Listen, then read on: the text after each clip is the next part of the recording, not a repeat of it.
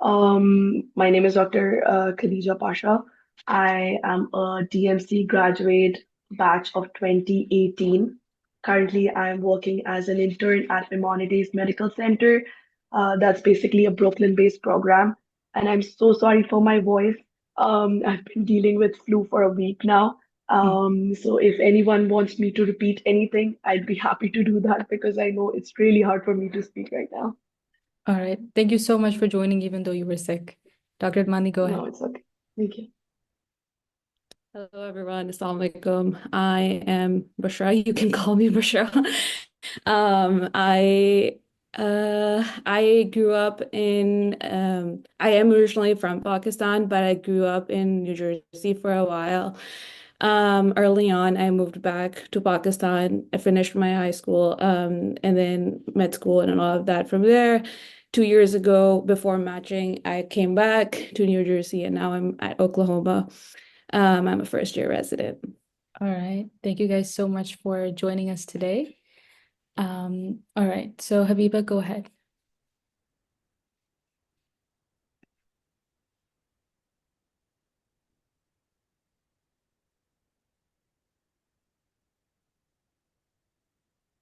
All right. I will go ahead and ask. So, why did both of you choose pediatrics? What was the thought process behind it? What was the journey like? Dr. Pasha, you can go first. I'll be very honest with you. Everyone who has worked in pediatrics in Civil Hospital Karachi, they would know that ward gives you trauma. But so I never used to like pediatrics. I was traumatized every time I used to go to the peds ward during my medical school. But when I did my house job, I somehow ended up getting pediatrics during my house job. And at that time, the only thing that amazed me was the outcome of any disease in kids. Literally, if a patient comes with a chronic disease, if a patient comes with a severe trauma, the outcome that you see in a kid is a lot better than an adult. So this was the main thing that attracted me towards pediatrics, and I felt like because I was coming from a family that had a lot of kids, so I was exposed to kids from like a very young age. So for me, I felt more connected with the kids just because on the basis of their prognosis. And also, I feel more connected towards them. When I'm taking care of a patient, I need to connect with the patient. That's what I feel. When I step inside, I'm not saying this for anyone who's applying for internal medicine, but when I'm stepping inside a room of a 90-year-old patient who has COPD and who has been smoking for 60 years, I don't feel connected with that person. But if I'm stepping inside a room and there's a 6 or 7 year old kid who is there for severe asthma, so I'm managing that patient. I feel more connected to that patient. So it's just something that I found during my house job, like 3 month rotation of my house job. This was the idea that came into my mind at that time. Perfect. Dr. Admani? Yeah, I think I relate with what Khadija is saying because it's true. Like the turnaround in Peds is very good. Like you could I have actually done CPR on a kid and then sent them home. So like the turnaround is very good. I personally I think I'm the eldest of five siblings and 15 cousins, and I've been around children growing up a lot. I was very involved in all of them and I love all of them. So I think I always liked being around with children, and then but like I liked a lot of other things too. But when I was doing my house job, I had a good experience in med school for peds. I just liked peds, but like I said, I liked other stuff as well. But when I was doing my house job, I think it just when you work in a position and you like it, for me that was like a litmus test. If you want to work, come to work every day and not take it off, and just it feels good. I think I really enjoyed it. Something one of our it was our what do you call it? Dr. Femina Hassan was our ward HOD at that time. So she said something that always it just stuck with me, that with peds, you have the opportunity to change generations. We were just talking about vaccinations and something like that, or maybe something about keeping kids off the street or something. And she said, when you talk to these families and these kids in the clinic or whatever, and you can counsel them the right way, you can literally shape an entire generation. And that really stood with me. I feel like it's a very rewarding field. I personally have had very long and busy days, and then I've met a kid who just being the very sweetest and nicest and would just be like, it would make your whole day. Not saying that peds is all rainbows and unicorns and it's all fun, because there is a lot of acuity, and it's harder when you see a baby in an ICU die. But it's definitely, I think the only reason people choose peds is people who really want to do peds. And it comes with its perks. I think it's a very rewarding field. Personally, if you like children, can work with them. It's very like you can talk to families, and because technically the patient is the kid is your patient, but you're also dealing with the whole family. So it's a very interesting dynamic. It's really what you want to do. Like Khadija said, I could not see myself working with adults. It's just like it is, like everything is very end stage and chronic, and you're like it does get to a point where it gets depressing. And with kids, I feel like it's there's a lot you can work with. All right. Thank you so much for that insight. So I then, just want to add one more thing. I'm Mhm. sorry. As Bushra was telling us that she did CPR on a patient and she sent that patient home, the same thing happened to me. And this has happened to me like during 3 months of meditation. I was in HDU for a month when I was doing my house job in pediatrics. And I think there were 3 or 4 patients on whom we did CPR, and we have literally sent them home. Right. So the outcome is really, really different. Even if you see it statistically, like there have been studies that show that resuscitations on kids have like better outcomes. Right. Yeah. Okay. Makes sense. All right. So the next question is, was pediatrics the only specialty that you guys went for, or was it a second choice, or what was your journey like with pediatrics? Um, okay, I'll go first. So for me, I just wanted to apply for pediatrics, but my family forced me to have a backup option. I didn't want to apply in internal medicine. I didn't want to apply in family medicine. I just wanted to focus like my application on pediatrics, but just because they forced me, so I did apply in a little like a limited number of programs that were based on internal medicine and family medicine. But I'll be very honest, I was not interested. I was least interested in doing anything related to internal medicine or family medicine because I knew that I couldn't see myself doing it for the rest of my life.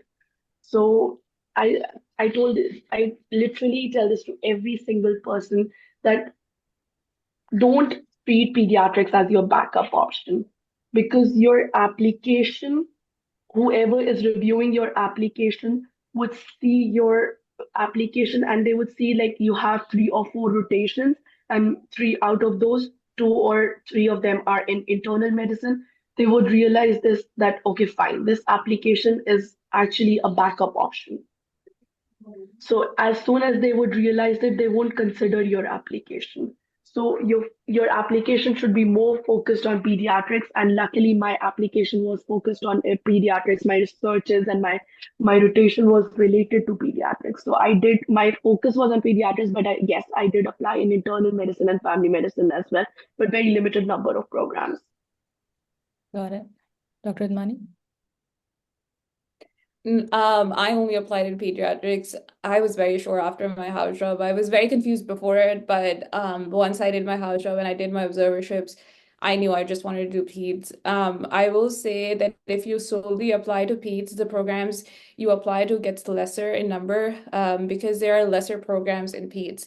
And that is a huge source of anxiety, because when you see your internal medicine friends who are IMGs will apply to like 150 or 200 programs because that's the IMG number, that's a safe number. But when I did my research and I was very thoughtful about where I wanted to apply to, I knew I wanted to apply to only places that where my credentials matched. So because I came with a YOG, so if there were programs that had a YOG cutoff, I would either email them if the wording was okay, maybe we might consider, then I would just email them and confirm. If they were very specific about it, then I would just not apply for the program. If there were any geographical areas I didn't see myself going to, I wouldn't apply. If there were things I knew about the program culture-wise that I knew that, maybe the work hours are not good or the culture is very competitive, I don't want to go there, then I didn't apply. So I made a very catered list. I also wanted diversity in the program I applied to. So when I did a lot of work on my program list. So once I did everything, it was just YOG because that was my only red flag. So I came down with like maybe 50 or 60 programs that I generally knew that I had a good shot at. But then I was like, that's too less. That is just, because I saw my friends applying in 150 programs, and for an American medical graduate, 50 or 60 is a huge number. But for an IMG, it feels very stressful. But I also wanted to be mindful of where I'm applying to because I didn't want to spend money knowing there was no shot at a program. So I would recommend, I ended up falling into peer pressure and just applying to unnecessary extra 20 or 30 programs just to get that number to 100. But to be honest, I feel like 80 is a good number because PEDS is not a competitive field to match into. If you want to go into a competitive program, I would definitely tell you to aim for it. Also depends on your CV. I had a comfortable CV and I knew I would end up where I wanted to end up. So yeah, I only applied to PEDS. I will say because the audience is medical students, there is a field out there called med PEDS and a lot of people don't know about it. It is a 4-year field, and you're basically double certified. So you're internal medicine and PEDS certified. If there are people that like both and want to do both, we have that in our program as well, and a lot of other programs have it. It is a little more competitive for IMGs just because the seats for MedPeds are lesser, and so and again with the visa sponsorship, the number goes down further. So that's why it gets competitive, but it's a good field if you end up liking both. Most people end up choosing one or either in the long run, which is why a lot of people don't like med-peds because you spend an extra year and just end up one way. So why not decide? But there are a lot of people I know personally who want to do both. And so they opt for that as well. Family medicine, like Khadija was talking, is also, it really depends what you want to do. Family medicine can deal with peds as well, but it's like literally anything. If you want to be like an all-rounder doctor, I guess, is when you would do family medicine. Habiba, next question. Assalamu alaikum, everyone. My name is Habiba, and I'm the Secretary General of SIGP, and I'll be asking the next question. Did you feel that as an IMG, pediatrics was tough to compete? And as Dr. Admani just mentioned, but is it true that pediatrics is not as competitive as the other specialties? I would say it's not that competitive, not just based on my application because I was a US IMG, I had a green card, so I was applying as a US IMG.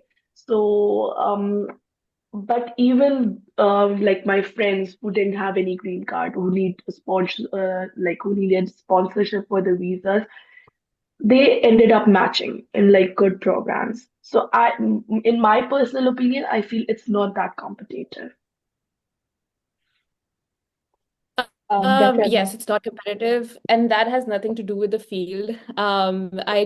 Because there's the reason it's not competitive. If you look at the data from the NRMP, it's very common knowledge that last year Pete's soaped a lot, and we keep expecting it to soap.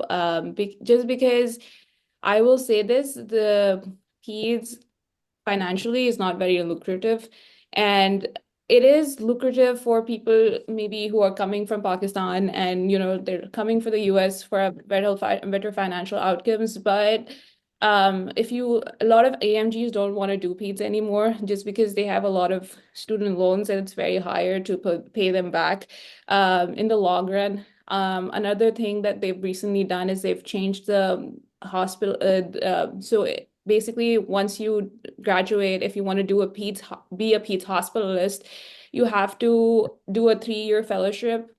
I'm not sure if it's 2 years or 3 years, but you have to do a fellowship. And it's not mandatory yet, but because of the competition that's arising, in the long run, if you want to get into a good place, you will have to do a fellowship. And I think that just adds an unnecessary layer. And a lot of pediatricians are not happy about that because family medicine doesn't require you to do a fellowship and you can still be a hospitalist. Internal medicine, you don't need to be doing a fellowship and you can still be a hospitalist. Is some of the reasons people are generally moving away from peds, which is why it's not competitive. But I think for IMGs, it helps because if you really want to I am a person who believes if you do peds, you really love peds, and that's the only reason you're going to do peds. But if you really like peds, I think it helps IMGs because now that it's become less competitive, you can get into places that would never take IMGs. So I feel like it's a plus. I've seen in the last year because I matched in the last cycle. So I saw people who didn't have very peds-oriented CVs and still matched into very university programs, good programs in peds. So I feel like it's definitely a plus. That does not in any cost mean that you need to work less harder. You need to still have a competitive CV, in my opinion. And that opens a lot of doors for you. And you can go to very high tier programs that as an internal medicine, you honestly can't aim for. All right, so I will ask the next question. So, can you break down the process of applying into pediatrics for a medical student? Because as medical students, we are not that familiar with the process. We know, a couple of things here and there, but if you could explain the process in broad terms, that would be great. Okay, I'll start off, but my journey was a little bit different from all of you guys because when I did my house job, at after my house job, I moved here to California. I got married and I had to move here. At that time, I didn't plan on doing this USMLE journey or residency, so it took me a year or two to convince myself that I want to pursue this journey. So the first thing that we were supposed to do is like once you're graduating, make sure that you have all your documents. You guys have the blessing of Shahab Bhai from DMC. I guess if you all are from DMC, so we all have He's Shahab the Bhai. best. He's the best. Just text him, call him. He has a list. Basically, he gives you a list of all the documents that you would be requiring all this journey. And even though I didn't know about those documents, he said that I need to make these documents. And I said, no, I don't want it right now. He said, no, you will need it later. And trust me, I had to use those documents. So contact Shahab by make sure like before graduating, before like during your house job, you're done with everything. Make sure you do your house job because that counts as an experience, right? Like in USMLE journey now when I started this journey at that time, house job was what didn't count as an experience, but now it does. So it's a plus point for us. So complete your residency. Make sure complete your house job. Make sure that during your house job you have all the documents that Shahbai tells you like you have to do all these documents.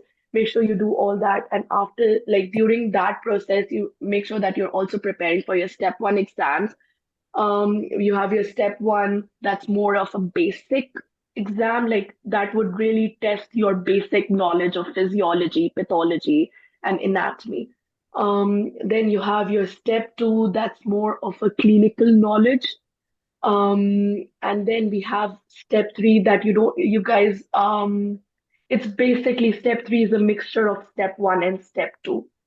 So, but you guys can also take that exam during your intern year and residency. It's not necessary for ECFMG certification. So once you have your step 1 and step 2, and also you have that OET exam, that's the most stupidest exam that could exist in the history of medical. Not literally, it's the most stupid exam ever. But it's a very costly exam. You guys need to make sure that if you're applying, like if you're giving that exam, you clear it like in one attempt, and you will, because it's like stupid. Um, Once you have all three of those exams, you can apply for the ECFMG certification. When you have and at the same time, you can also apply for the residency. You don't need ECFMG certification in hand before applying for residency. So, for example, the application process starts in September. You submit your application in September, and you get your ECFMG certification by December. You're fine. You don't need the certification in your hand before applying for it. Um, is there anything else, Bushra, I'm missing, because I feel like it's been a long time for me. Yeah, just I think small stuff. I had a very similar journey. Um I graduated in 2020, did my house job in 21, COVID year, and then I came to the US, and then I started doing my steps. So I think this journey is pretty similar. I will just say a few stuff. The ECFMG pathway certification, after we took out the CS, now we have pathway certification. So it's not common knowledge. A lot of people don't know this, but you could actually apply for your pathway certification after you've taken step 1. You don't have to wait for taking your step 2 to get your certification, because I think the biggest advice I can give you all is that know your deadlines. So all the deadlines for the next year are on the ECFMG or NRP website. And even if they're not there for the year you're applying to, you can see the deadlines for a year before. So you can plan your year around that. You need to have everything before the ERAS application deadline, because you have to submit a complete application. Yes, you can submit some documents after it, but it's the likelihood of people going back and reading your application and finding stuff, it's very, very small. And because if you don't have like your ECFMG certification or something, there are filters for the programs and that they can use to filter out incomplete applications. So I think it's doing a disservice to yourself if you don't have a complete application. I know life happens, and like it happens to everybody, and you might have, you might not have complete documents, and that's okay. I'm not saying you can't apply, but if you can plan ahead, definitely do. So one of the things is, because the CFMG certification takes like 4 weeks or 2 to 4 weeks to come in, and it's nothing on your part, it's just admin stuff. So and then there are some months that you can't because the pathway is closed, and then they come again next year. So there are some months that you can't apply for the pathways. So just take all of that in account and plan your year around that, is one thing. Step 3, I feel like, yes, you can take it. Every program has different requirements on when you need to take it. Some want you to take it in your intern year, some like let you take it till the second year. But I feel as IMGs, if you can take it beforehand, definitely do it. Gives you at first it gives you peace of mind. You don't have to worry about step 3 in intern year, because step 3 is very internal medicine and adult medicine oriented. So there's not a lot of peds rarely. And I mean, and in Internia, you're just like, the learning curve is steep, so you don't really have time to deal with step 3. So I think because I took my step 3 earlier, I think it was my biggest peace of mind. And secondly, yes, it does give you a leg up, but I will also say there are a lot of people who are unnecessarily pushing step 3 to be a huge driver. I don't think it's that big of a like a deal breaker at this point.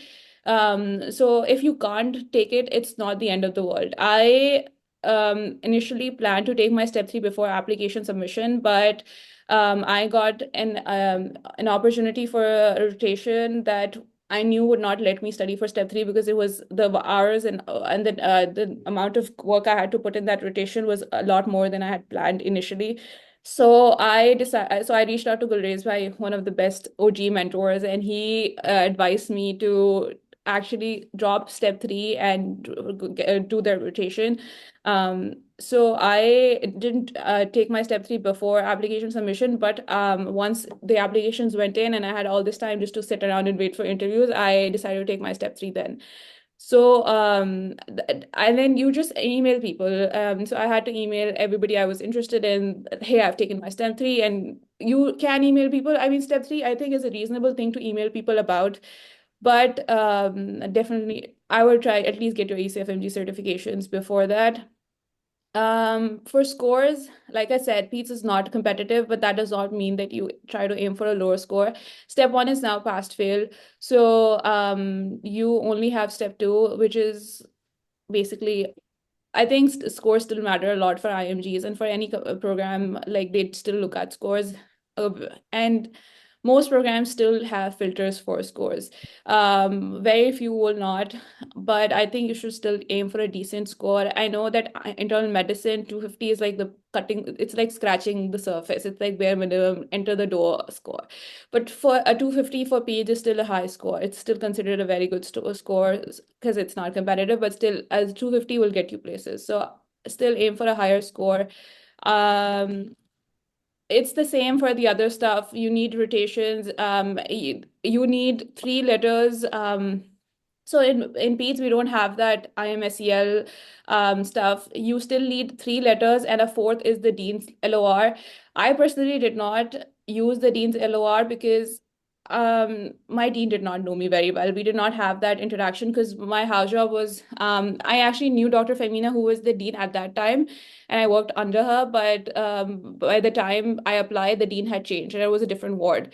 So I had never interacted with that HOD, and I knew that she didn't know me well enough. So I opted out of using that LOR. I just used my other LORs, and I had enough. So you can actually, and I reached out to a lot of people who had applied a year before me about asking about that, and also I reached out to people who had who were program directors and asked them, how do you really want an Dean's LOR, and all, like, is it a mandatory requirement? And they said most of them said no to me. They said, we just want letters from people who know you best. So I ended up not using that. So just keep in mind, you might need three is the minimum you need. You can actually use a fourth US LOR too if you have it, or you could even use like when I talk about LORs, I say use US experiences because it's the most accurate of what you're going to actually experience in the US. If you, for some reason, can't find enough, go for US MDs that you worked with in Pakistan. There are a lot of people in AKU that are US MDs, and you can train with them. And then you can go for a well-written LOR, a very personalized, well-written LOR from your own institute as well, if you want. And that's like the tier, just because the credentials matter when you talk about LORs. Research, again, I feel like we've overhyped research, at least in Dow, where we've become very competitive about research. It's okay if you don't like research. I believe it's important to say this. Everybody does not have to write a meta-analysis or a network meta-analysis or have like 20 publications.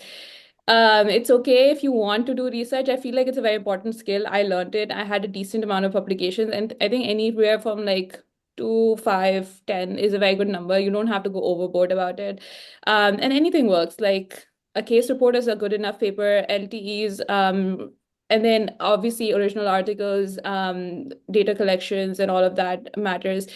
Even submitting abstracts matters. If you've submitted an abstract, AKU has an annual PEDS research symposium or something like that. I published three of my case reports as posters in that during my application cycle. I had just found out about that. So, and there's like different ways of publishing as well. So like a lot of my papers never actually got published, but they were posters I presented or oral presentations that I gave. So a variety of research, a decent amount is good enough. Like it's like anything, even like internal medicine, you have to be an all-rounder. So you need everything. Extracurriculars is, I think, a huge part of the application. A lot of people overlook that. You need to have a personality, because I hate to say this, but every applicant has everything. So your personality is the only thing that like distinguishes you, and you can understand the importance of this by the fact that we initially our year they actually had taken out the hobbies part, and there was so much feedback about it that this year they put it back in. So and even my year we had like limited 10 experiences, and a lot of people including me opted to still use one of our experiences as a hobby because it's important. So I think it's a huge deal. Have something outside of medicine, and there's always a way to connect to it. I was very active in leadership and mentorship and all of that. I used to do public speaking with School of Leadership for motivational speaking and life coaching and all of that. So I connected that to how those qualities will help me in residency, and anything can help. Like if you like art, if you like music, if you like sports, architecture, whatever is your thing, because you need to have a life outside of residency to, it's your coping mechanism. It gets hard and you need to have it. Um, and then I think the last thing I'm going to say is for rotations, I know it's hard. Peds ideally wants, like Khadija said, you need to have a Peds oriented CV, and you want all your rotations in Peds. But I will say if you don't find them, and if you have some letters, internal medicine, Peds is not as, like they will not die on that hill. They will still consider your application because their websites say one minimum. If you're for sure, if you're very 100% sure that I only want to do peds, I don't recommend going out and seeking internal medicine electives. But if you have no choice, they can also accept those letters if they're well written, but obviously aim for peds letters first. All right, thank you. There are just two questions that are follow-up to what you said. So first off, you said that we can apply for certification after step 1. Can you discuss that further? Yeah, so basically, I forget the exact intricacy of it, but you go to the ECFMG website, and you need your step 1 and your OAT, and you can apply for it. You don't get that certification until you have your step 2 result, but the application process goes in. So you just have your step 1 and OAT, and then you pay the $1,000 fees, and then which was 1,000 at my time, but and then your application process starts. The reason I did that was because the pathways change every year. And so like Khadija said, I did house job, but a lot of people don't do house job. And I feel like that's totally your prerogative. It depends on how soon you want to get into residency. I am still a huge advocate of doing house job because I feel like it's a very like it teaches you a lot. It's like a unique experience, but a lot of people don't. If they, they want to get into residency right away, that's totally their call. So the way you get your pathway certified, there are a few other steps. Like either you have your independent license in a different country, which you get after house job. So if you haven't completed house job, that changes. And then there was something about your ward rotations, the ward rotations that we do, the marks of those. There's something cumulative about that, and then that becomes one of your pathway certifications. And then there was another like I can't remember the exact name, but somebody observes you. Do you know that, Khadija? Like somebody observes you and then they give you that certification. I think it's I'm not pathway sure. 6. I'm really sorry. I'm not sure about that pathway. I think there is a There's pathway. a pathway 6 Yeah. where like where I think a physician observes you and grades you, and then they basically certify you. Because Yes. basically they're trying to find like a clinical certification, like something that tells them that, clinically this person is sound to be a doctor, basically. So and it gets trickier with people who are who have a higher bio G. So every year, because after doing my hard job, I was like tracking what's happening in the match cycle every year. So I realized that especially after CS had changed, they started changing the cutoffs for the pathway eligibility. So like they would say after your two year, not exactly, but something along these lines, that after you're 2 years out or 1 year out of med school, you can't be eligible for this certain pathway, which would usually be that ward grade accumulation something. So that was one of the reasons I applied the year before. So I applied for pathways the year before I applied for my match cycle, just because. And you know how I was talking about those 3 months that the pathways go away. So they close And then the next three months later, ECFMG brings out new pathways.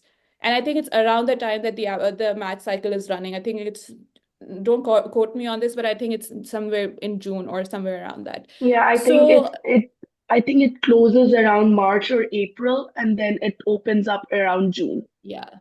So then, yeah, so the next year the new pathways come in, and then they have like these new restrictions.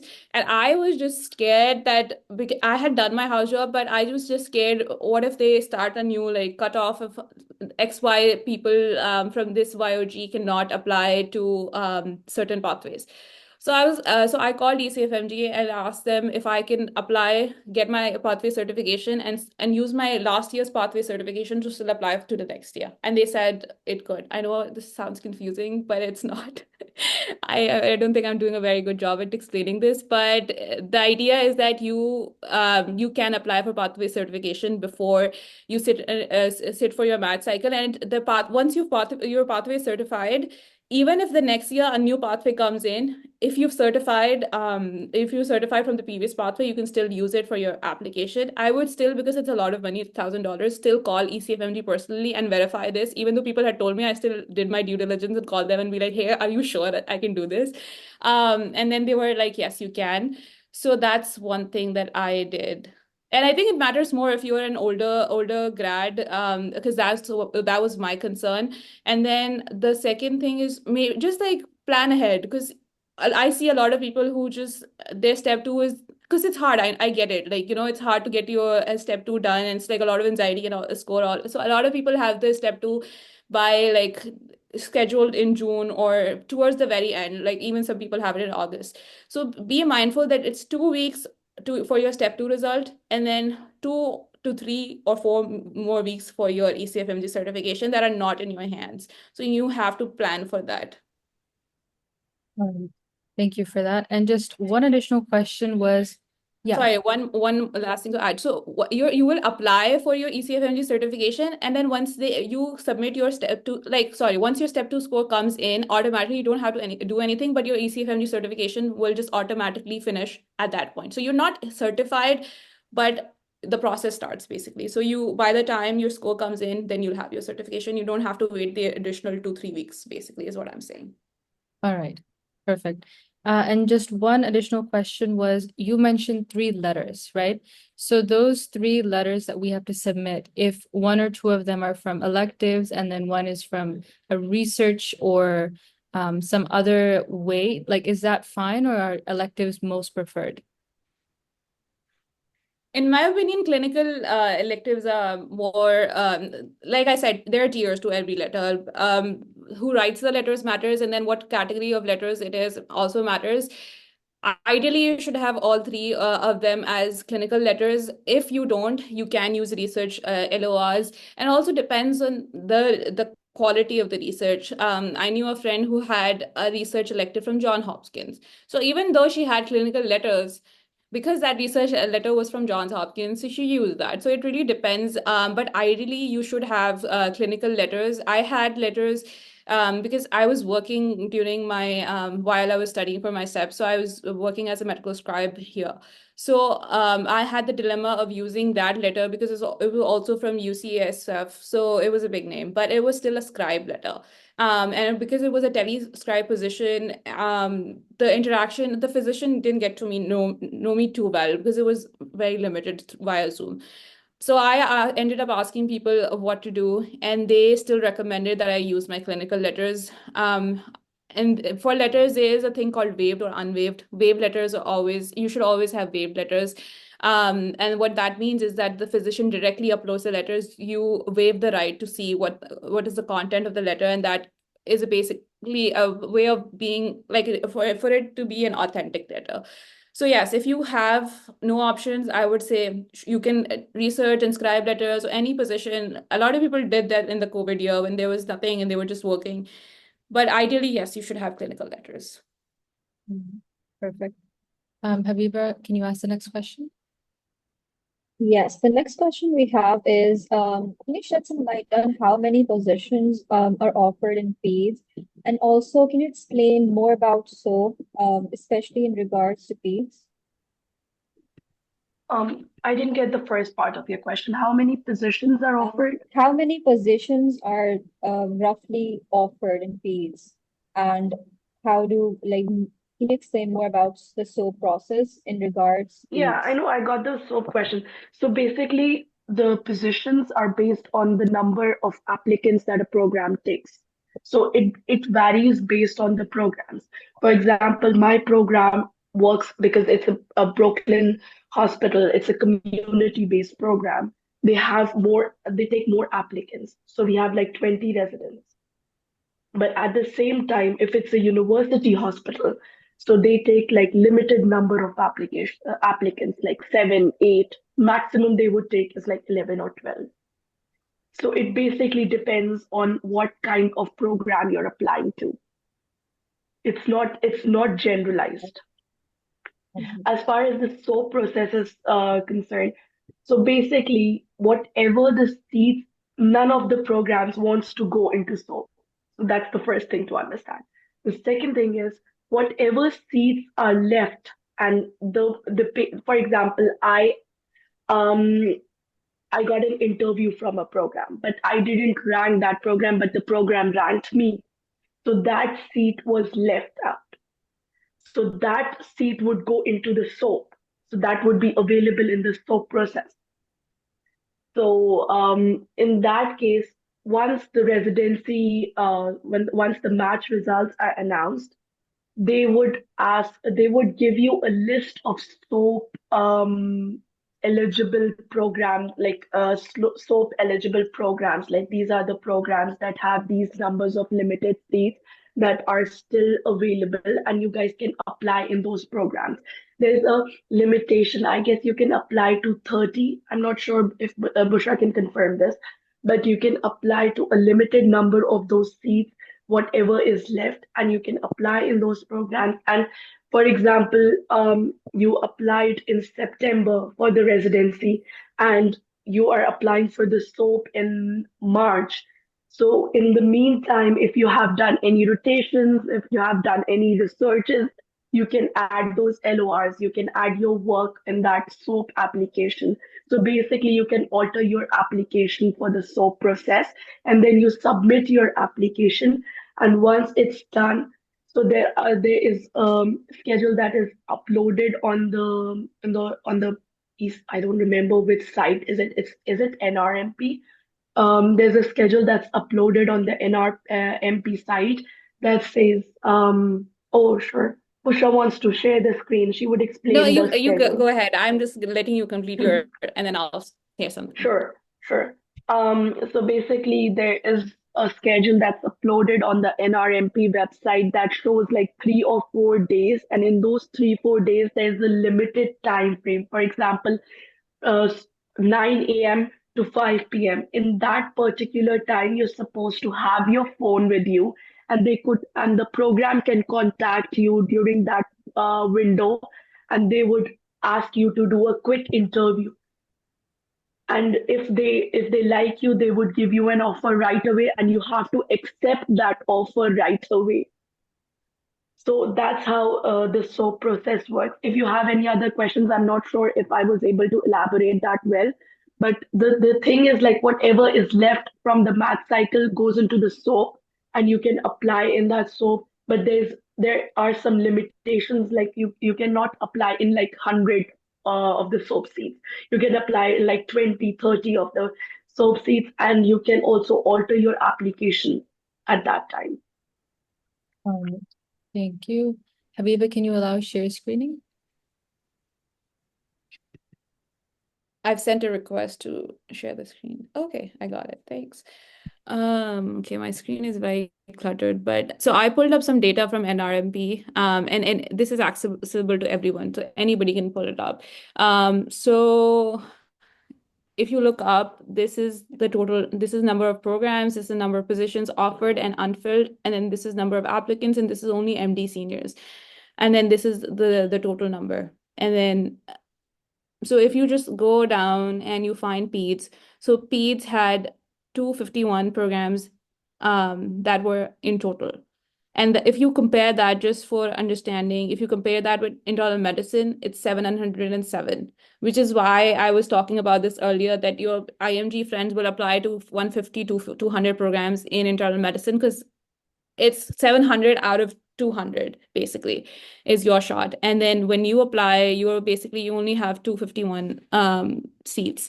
So that's the number of programs, a number of seats basically. But like Khadija was saying, it depends on how, like, there are medium-sized programs, large-sized programs, and small-sized programs. A small-sized program is anything, these are not exact numbers, but roughly anything that has like less than 10 seats is maybe like a smaller-sized program.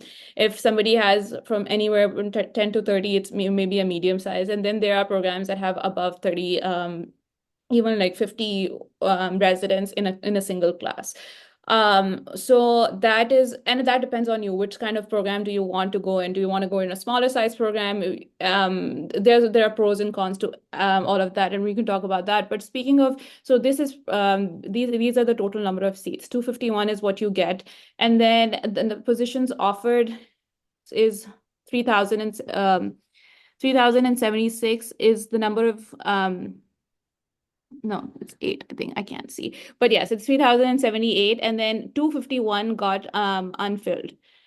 So this is the number of people that soaped. And what soap is basically is that a program soaps as well and an applicant soaps as well. And for that, you need to understand the NRMP list. And what that is that once you interview, you make your own list and a program makes their own list. And nobody knows, like, it's blinded. So for example, I interviewed at maybe 10 places, and I ranked all those places in whatever order I want to match into. And you can, I think there's 20 that you can rank, and then after 20, you have to pay an additional fees of how much more that you want to rank. But honestly, 20 is a very comfortable number. And you can actually drop, if you have more than 20 interviews, you can actually not choose to rank and still match. But anyways, so once you make your own list, a program will also make their own list of the people that they interviewed and they want to see in the program. And then it's run through an algorithm through a computer that eventually matches the applicant and the program. That's why it's called the match. So, and it is totally up to the algorithm, and it works in the favor of the applicant. So everywhere they say that, just try to work around the program and, do what basically for every step of the application is catered towards the program, but this is a step that's catered towards the applicant. So if there's any program that's out of reach for you, you feel like, I don't think these guys are going to take me, you should still rank it as your first or second, because even if they rank it higher enough, and like, for example, a program ranks 3 applicants and you're on the 4th, but on your list, you're the first that's your first program. So if the first 3 people don't choose that program as their first, you will still be the first candidate on that program's application list. So that's how it works. It works in the program's favor. And that's what happens is, so that's why programs interview more number of people than they have seats, just because they don't want to get unmatched. And then that's why we interview at a lot of places as well.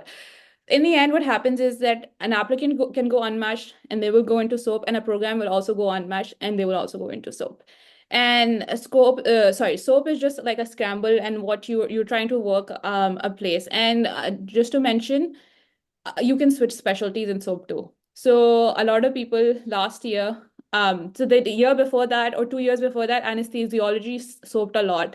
No, sorry, not anesthesiology, emergency medicine soaped a lot. So a lot of people ended up just choosing emergency medicine and matching into that. And this year, because Pete soaped a lot of people who are solely purely IM applicants still applied to the soap match for Peds and got in. So that's how it works. Basically, Khadija went into more of it, of the details. I don't exactly remember how many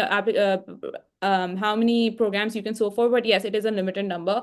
And then one thing is that I think because I helped one of my friends through the SOAP process, so I saw it a little more closely, and I think it's very, very stressful because you have to understand that it's I think only 48 hours, if I remember correctly, or something like that. The day you find out you're matched, and then a few days later you find out where you matched at.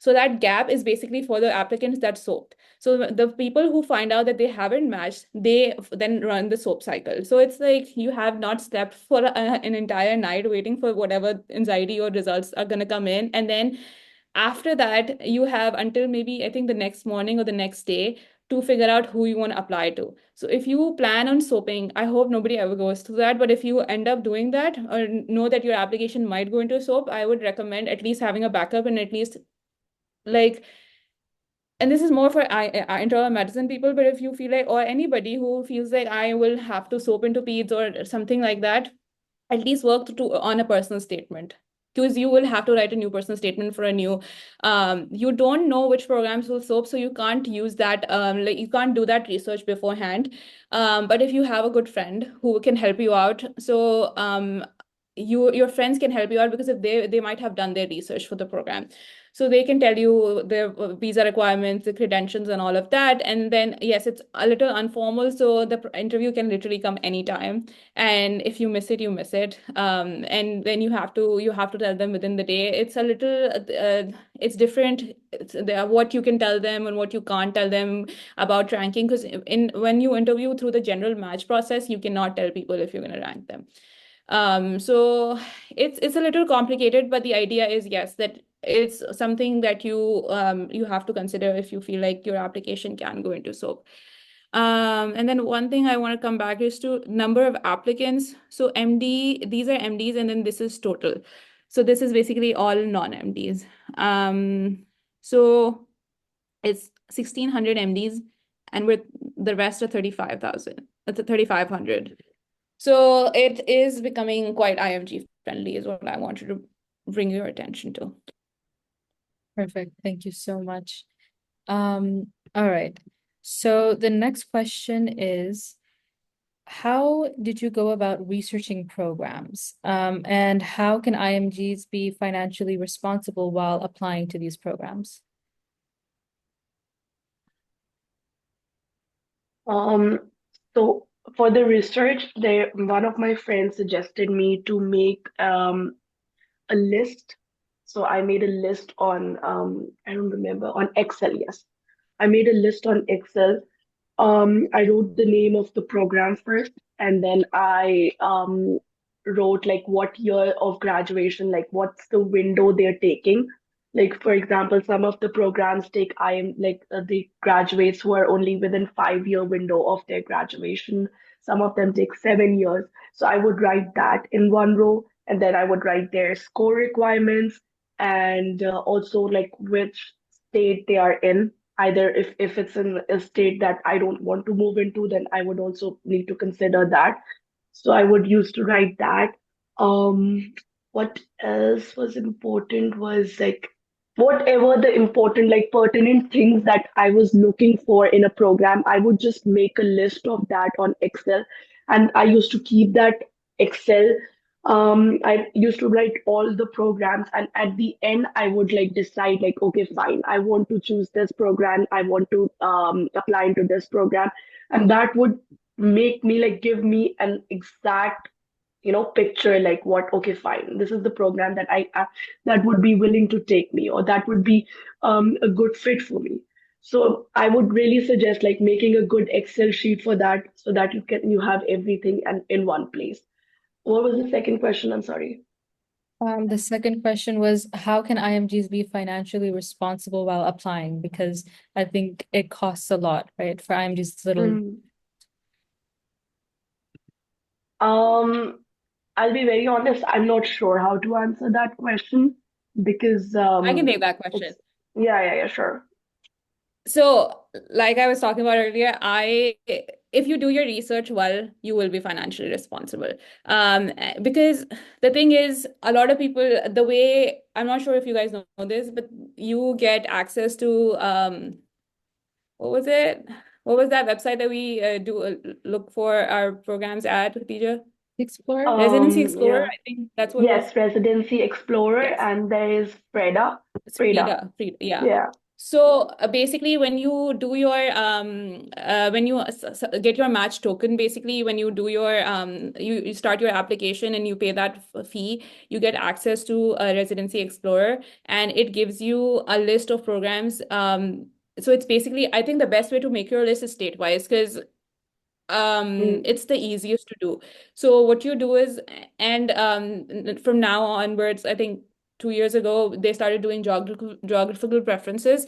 So you will use geo preferencing and program signaling. So I think it's smarter. Again, it's a whole conversation of whether to choose as an IMG or whether to choose geo preferencing or not. But if you end up choosing, or even if you don't, most people, what they do is they obviously go first for regions that are more IMG friendly. And which are, again, I like pictures, so I'm going to pull up an ERAS region picture. So let me share my screen. So this is a picture of the ERAS regions. It's different from the actual US region, so which is why I always went back and looked at this. So if you look at these regions, the most IMG friendly regions, A is the New York, New Jersey, and Pennsylvania area. It's called the Midwest. Sorry, Mid-Atlantic. So this is the Mid-Atlantic region. It's one of the most IMG friendly regions. And then also you have to look at the number of programs, because when you make your list state-wise, you realize that New York will have 33 PEDS programs, while maybe let's say Virginia will have 2 programs. So you have to make sure of, when you're geo-preferencing, how many shots you get, right? Because you get 33 shots and if you apply to all 33 programs in New York. So this is one of the most IMG friendly regions. Then you have this region over here, this East, North, Central. Michigan is a very IMG friendly state. Illinois is, Ohio is also. So a lot of people choose this as a geographical preference too. So this is also very IMG friendly.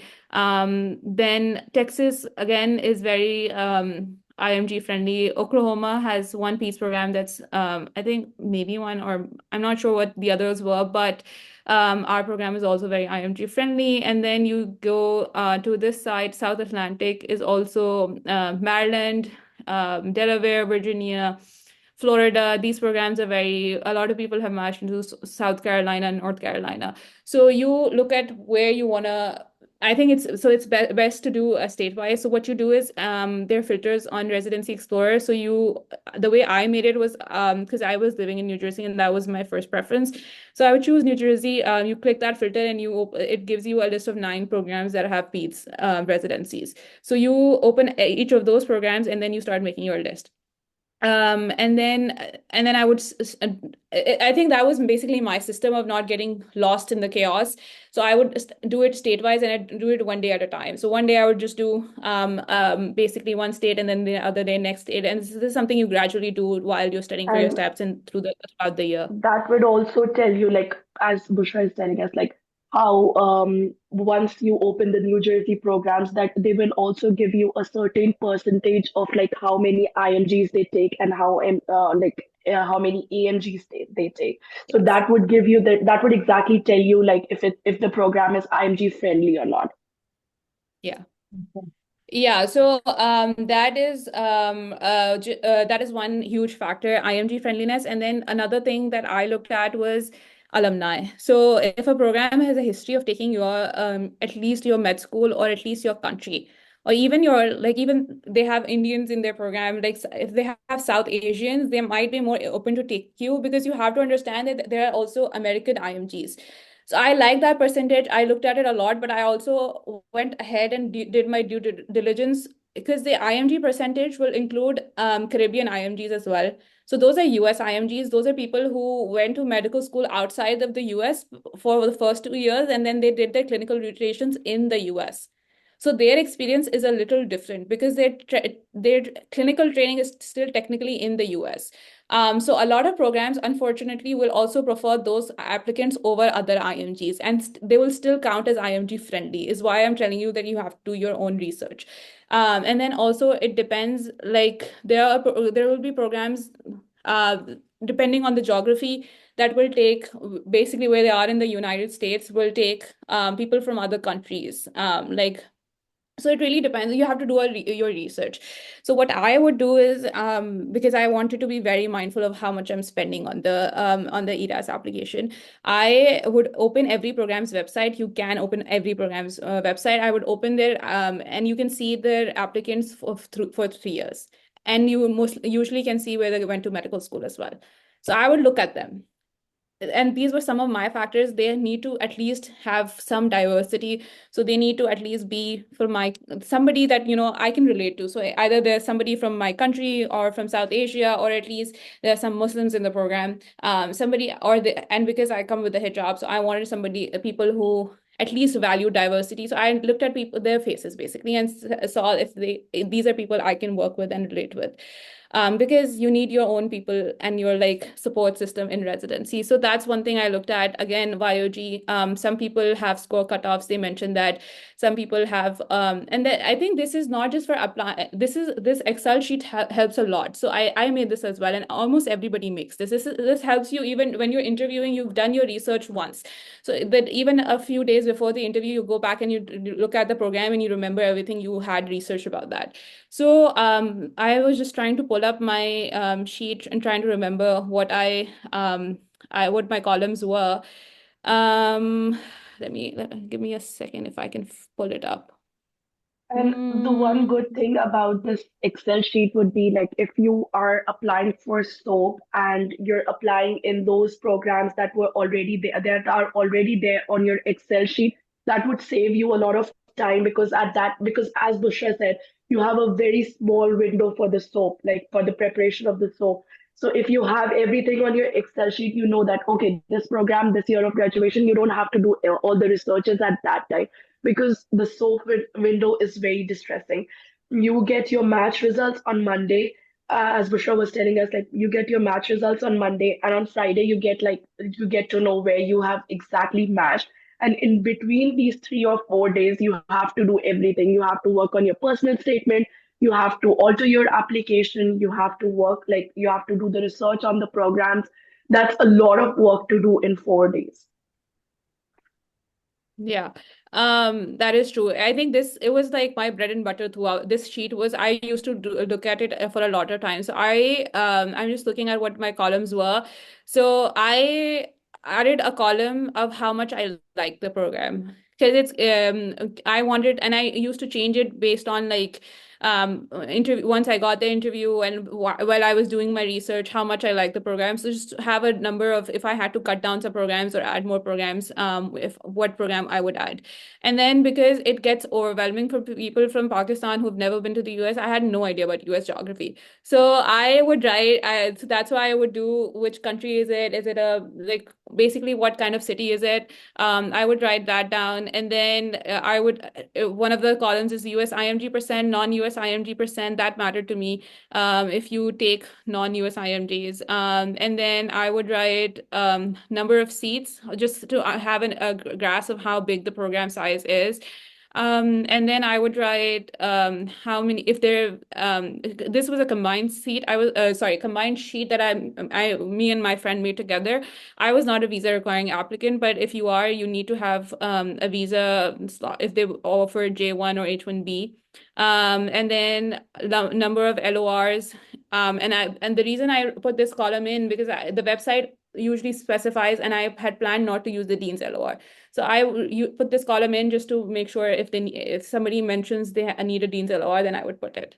So that's why I made that column. And then YOG again, there's another thing. I would just put the website link so that I can the next time open it more accessibly.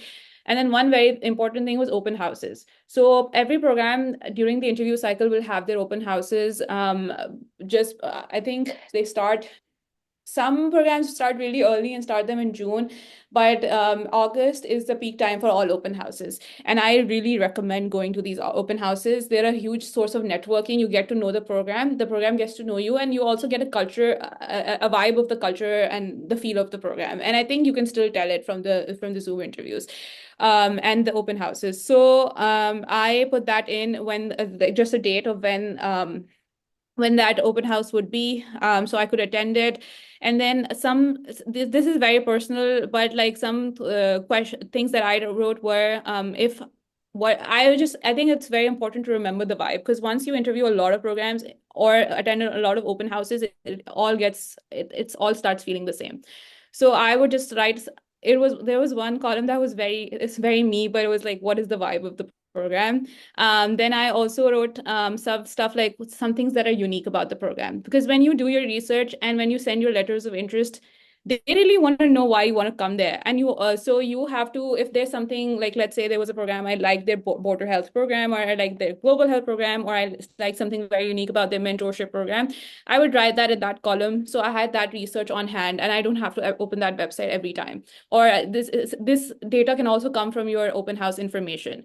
Then I had a column about any contact information that anybody had shared, because a lot of people share their their personal contacts and email addresses during their open houses. So I would this was like my bread and butter. So I would add that there.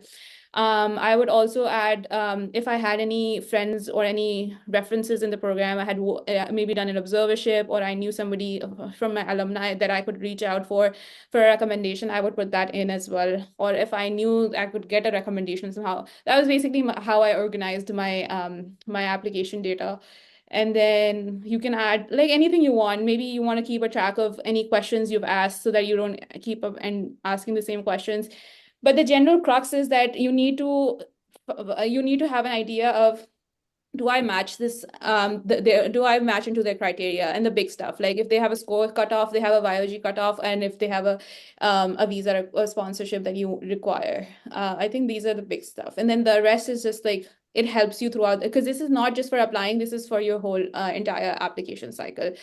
And then being financially responsible, I think it just, once you've done that much of a research, I literally like some of the programs I couldn't find there where they went to med school or something. So I would just like Google their names and try to find it or something like that. I went very knee deep into the research.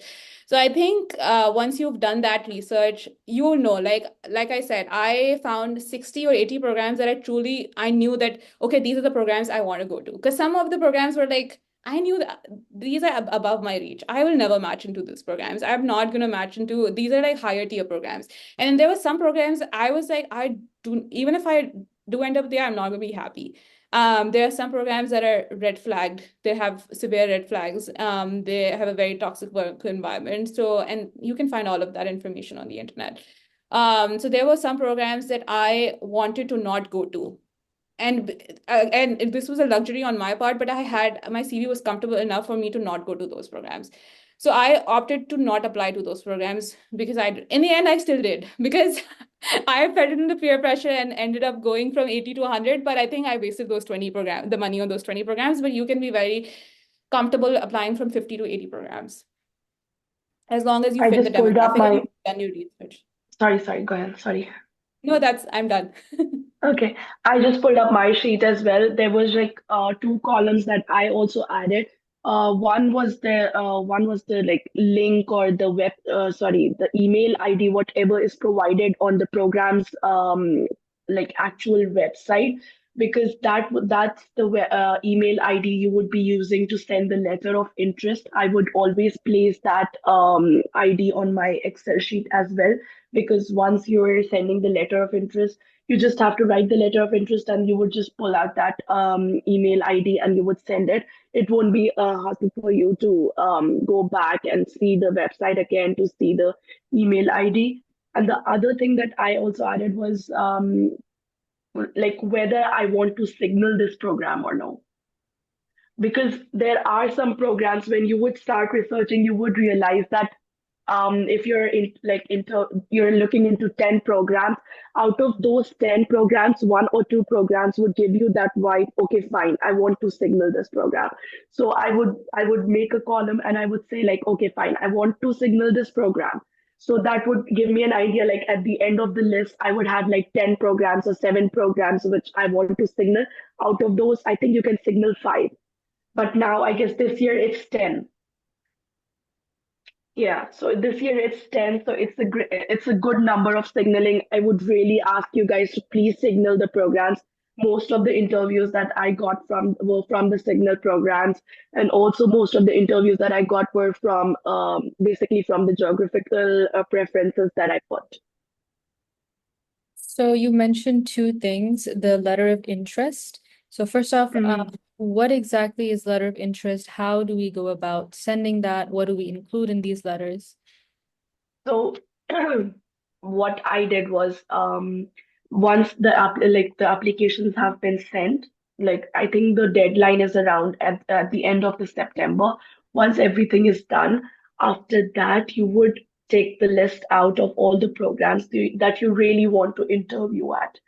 So once you have that list, you would write a letter of interest. What I did was I wrote like a basic body of letter of interest, and then I would go on individual programs website and I would see, for example, if it's a community based program that has nothing to do with research, you would go on a based programs website and you would know that, oh, they're not very focused on research, they're more focused on something else, on community working, or they're more focused on the number of beds in the ICU, or they're more focused on something else, then you would actually alter that letter of interest according to that program, and you would send that to the email ID that is provided on the website of the program.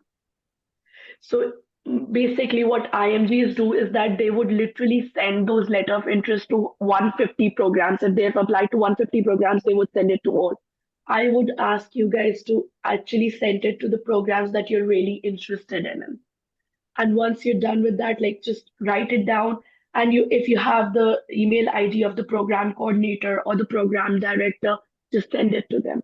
But make it more customized according to the program. Just don't send a generalized um, letter of interest, like the same thing that you've been sending to each and every program. Make it alter it according to the program. Write it down and send it to them. It does affect your application. I got an interview like a week after my letter of interest. All right. Dr. One thing I want to mention is that a lot of people use this interchangeably, but there are two things. There's a letter of interest and then there's a letter of intent. So letters of interest generally are some things that you do before you get your interviews. So basically when you're applying, once you've applied, you basically, it's mostly IMGs do this, but or anybody who's struggling with interviews can basically do this, is once you've applied, you can start emailing people, particularly programs that you're very interested in. And like Khadija said, it should be very personalized. It should not be a generic body. Nobody's going to open those, nobody's going to read them, and nobody will give you an interview based on that, because everybody knows that everybody's doing that, and a program director is getting like 15 or 50, at least 50 of those in a day, on a daily basis during the match cycle. So for your letter to stand out, you really have to write something very customized. Is again why I talk about that, something unique about the program or the or your interaction in the open house. You can, like, anything that basically gives you a connection. If you have family in the particular area, or if you have, like, if you were interviewing in Michigan, you could talk about the Muslim community there. Or if you are somebody who is very interested in border health and there's a program about border health, then you can talk to them about that. So something very unique of why you want to do that. I think if you have long-term interest in staying in the program, that's also a huge factor that you could talk about in letters of interest. If you want to do academic medicine or like pursue a fellowship that the program offers. And again, it has to be very customized of what you want and why they should take you, basically. So you basically send these to everybody that you are interested in. And that's a letter of interest. You do it to get interviews. That's basically the outcome of that you get an interview. And then some other stuff some tips that I usually give to people. I usually recommend having a separate email address for your interview cycle. I think it gets very complicated, and it's really hard to keep track of all of that. So I just made a new Gmail account. I think a Gmail is the most friendly. A lot of people have, I don't know, we used to have DAO emails, but we never used them. And we lost our passwords and all of that. But even if you have like university emails, Sometimes the emails can get held up. So I recommend using like a non-university email for the math cycle. And then another thing you have to have, I don't think a lot of people know this, but make a customized signature. It should have your ERAS picture. It should have your medical school, and then your AAMC ID is how people look you up.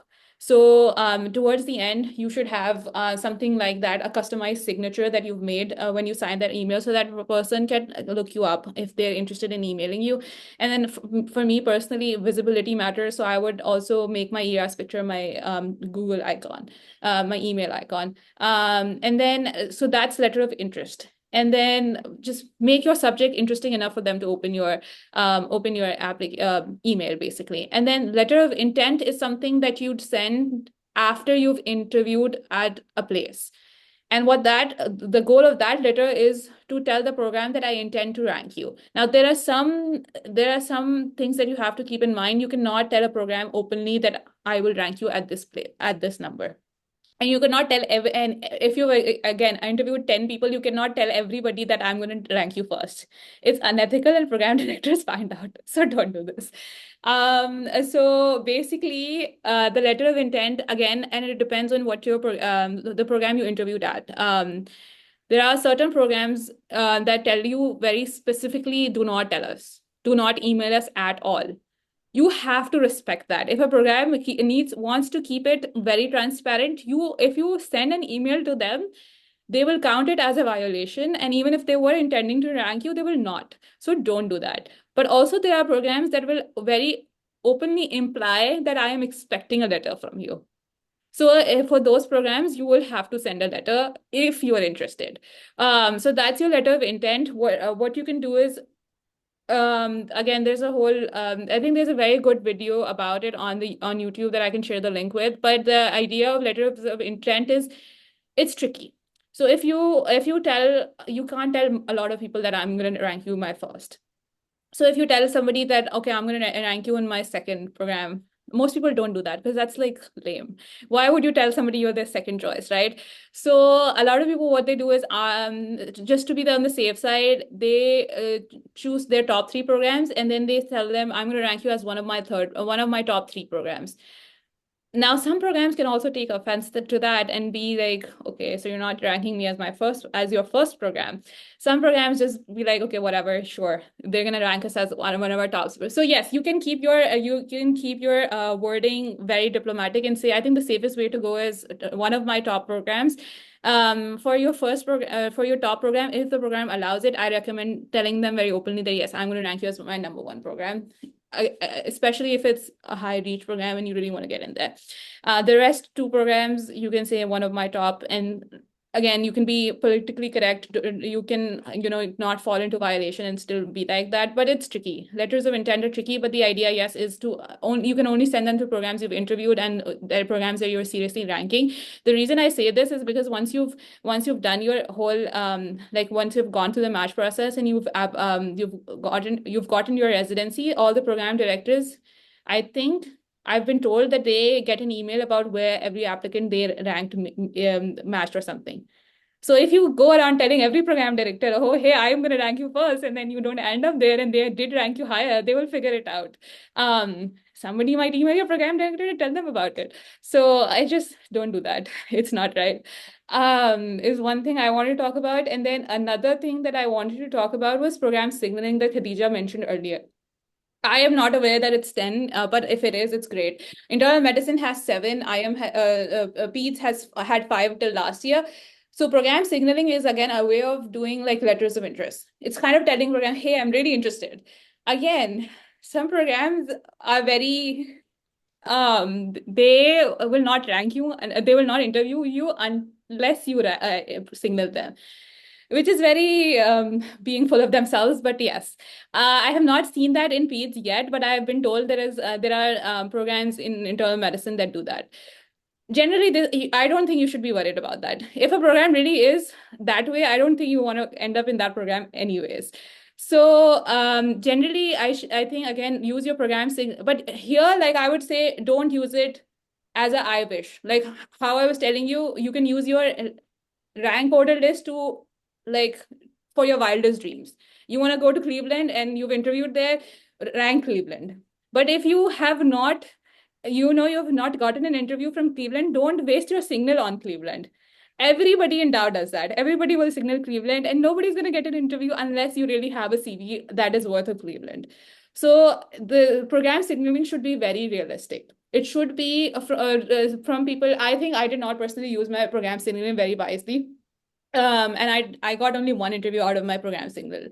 And that was a program that was actually a community program that I really liked, that I signaled. But all of them were out of reach programs that had never taken Pakistani or IMGs, and I still signaled them just like, oh, what if they open my CV? They don't. So program signaling should be very realistic. Again, alumni, your CV matches, your credentials match. Do it for IMG friendly programs, programs that you really have a shot of interviewing at. These are your five shots of getting a guaranteed interview if you can use them wisely. So I would say use your program signaling wisely.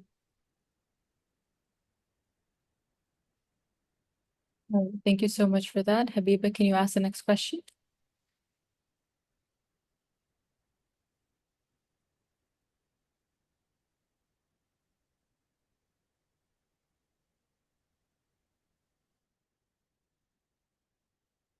All right, so I'll ask the next question. So how can we shape our CV and tailor it for matching into peds? What's something we can do? Are there any tips and tricks for this? So as we've talked about, like basically doing rotations or researches that are more focused on pediatrics. If you're, so I came across a medical student recently. He texted me like, so he's supposed to be applying next year for the residency, and he said that, oh, I just got an opportunity to do an observership in psychiatry. Does it make sense to apply in like to do an observership in psychiatry and then applying for in like pediatrics? How would that help you? So basically, whatever clinical rotations you're doing, just make sure that it somehow, represent your passion towards pediatrics. But again, after COVID, the things have changed a lot. Not all the doctors are allowing, like especially for pediatrics, I would say, because kids are young, the doctors don't want an additional exposure of infection when, like, if you're shadowing or if you're coming in the clinic, and they don't want you to be like, they don't want the patients to be exposed to like a lot of them, like multiple people. So they don't allow you to do observerships. So it's hard to find observerships and rotations these days, especially in pediatrics, I would say. So I know it's difficult, but at the same time, if you can find anything related to pediatrics, that would be great. But the second best option would be to find something in family medicine, because that would give you something that's related to internal medicine as well as pediatrics. So you can use that LOR and you can use that rotation by saying, okay, fine. I worked in this family medicine rotation because I was interested in pediatrics and it was giving me just a both. Um, and then researches. Even though, as Bushra said, that we have hyped a lot about the researches, especially when you're applying in a community-based program. And if you're like, for example, you're getting 10 interviews, out of those, most likely 7 or 8 of them would be from the community-based programs, and they don't really care about researches. The interviews that I got, they never even asked me anything about research. There was just one university program that was really interested in all the researches that I did. Okay, fine. Tell me about this and tell me about that related to the research. But if it's a community program, they won't even bother that if you have any researchers or not. But again, if you want to do a research and you know that you want to do pediatrics, I would really ask you to do some like research related to pediatrics. These are the two things that you can work on. Third thing that is really important, I feel like it's more important here. I don't think that as a medical student, when we were back in Pakistan, we would really um, you know emphasize on this, that volunteering counts a lot here in US. So if you're volunteering in somewhere, then that could also be like you can do that, something related to pediatrics. That would also help in your application. Um, Other than that, I think these are the two, three things that would really reflect your passion towards pediatrics. Mhm. Thank you for Yeah, that. one thing I will add is use your personal statement to your benefit. Sorry, Oh, Zainab, were yes. you saying something? Yeah. No, no, go Did ahead. I cut you off, Zainab? No, no. Okay. Yeah, so use your personal statement to your benefit. I feel like it's a great place to talk about why you genuinely do want to do peds. And the best way to do is that you need to show that you are comfortable with working with children. It's a very different patient population. Like, you can do internal medicine or anything, and you everybody deals with adults, right, throughout the medical school, but peds is very unique in that way. So you need to show your comfort um with peds. So I think I use my personal statement to my benefit, and the best way is to use examples.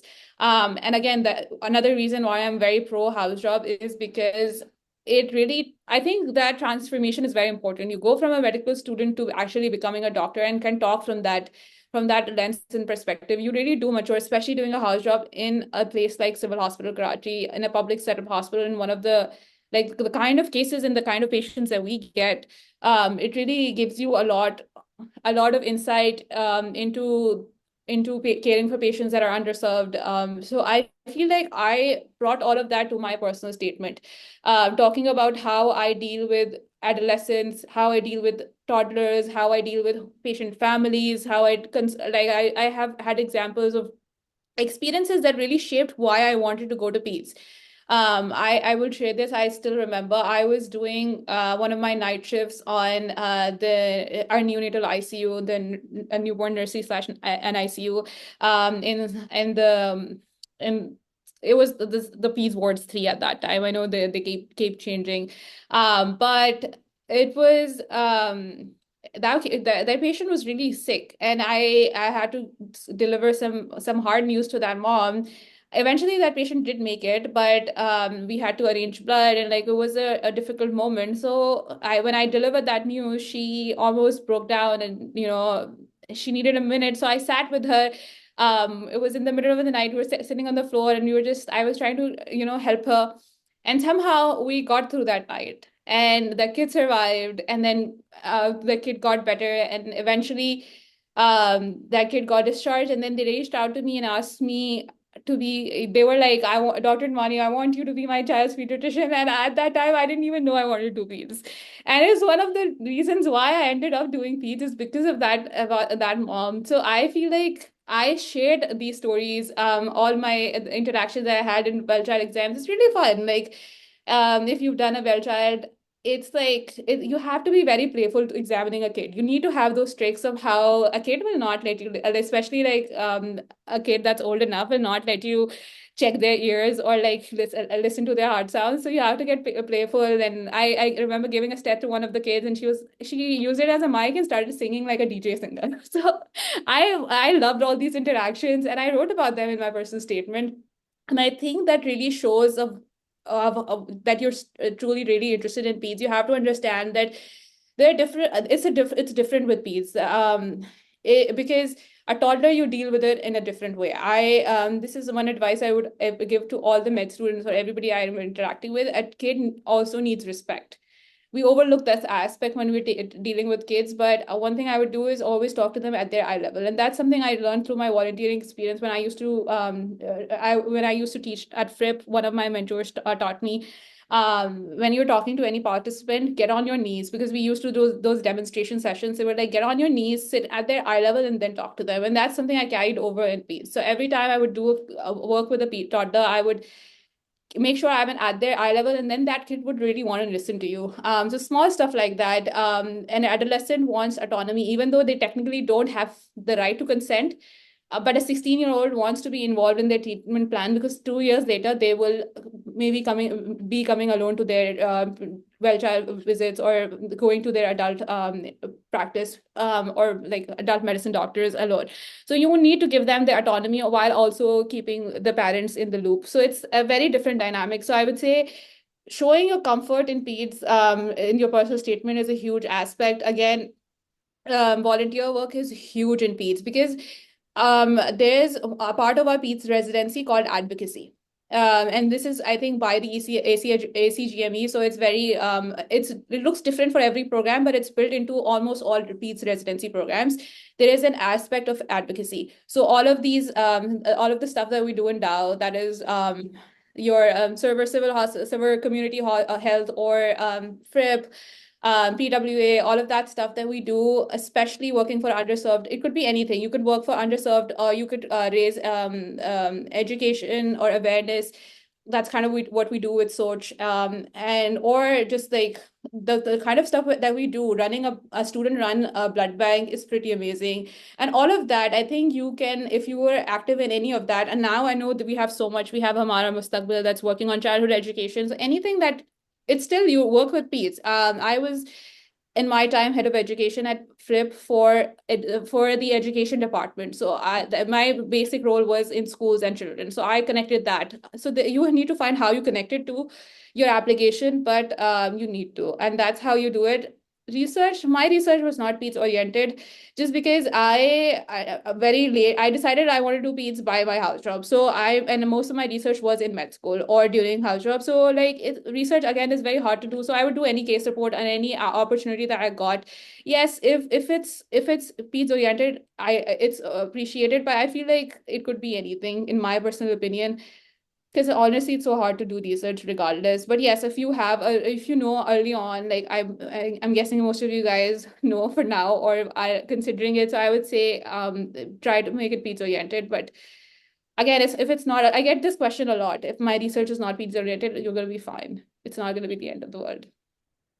Yeah, but your clinical experience should be very peds oriented, and even if you don't have at least do your house job, do your 3 months in peds, and do your your electives in peds, because that clinical experience is the strongest. Like when I was working, I was a scribe for I think a peds ENT surgeon, but it was still ENT.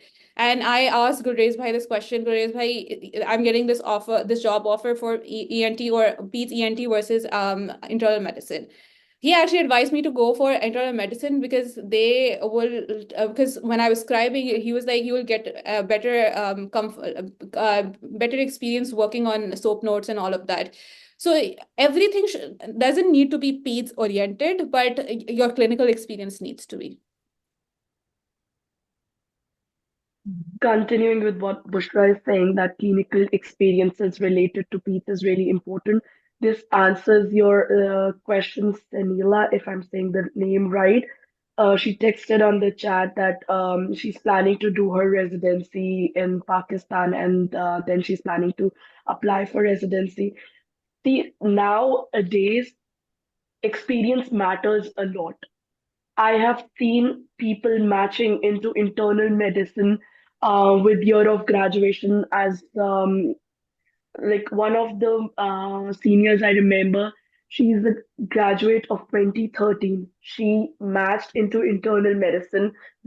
She had like she did her residency in internal medicine back in Pakistan. She moved here and then she applied for residency and she matched because the experience really matters a lot nowadays. It never used to matter this much before, but now they're considering the work that we do in our home country.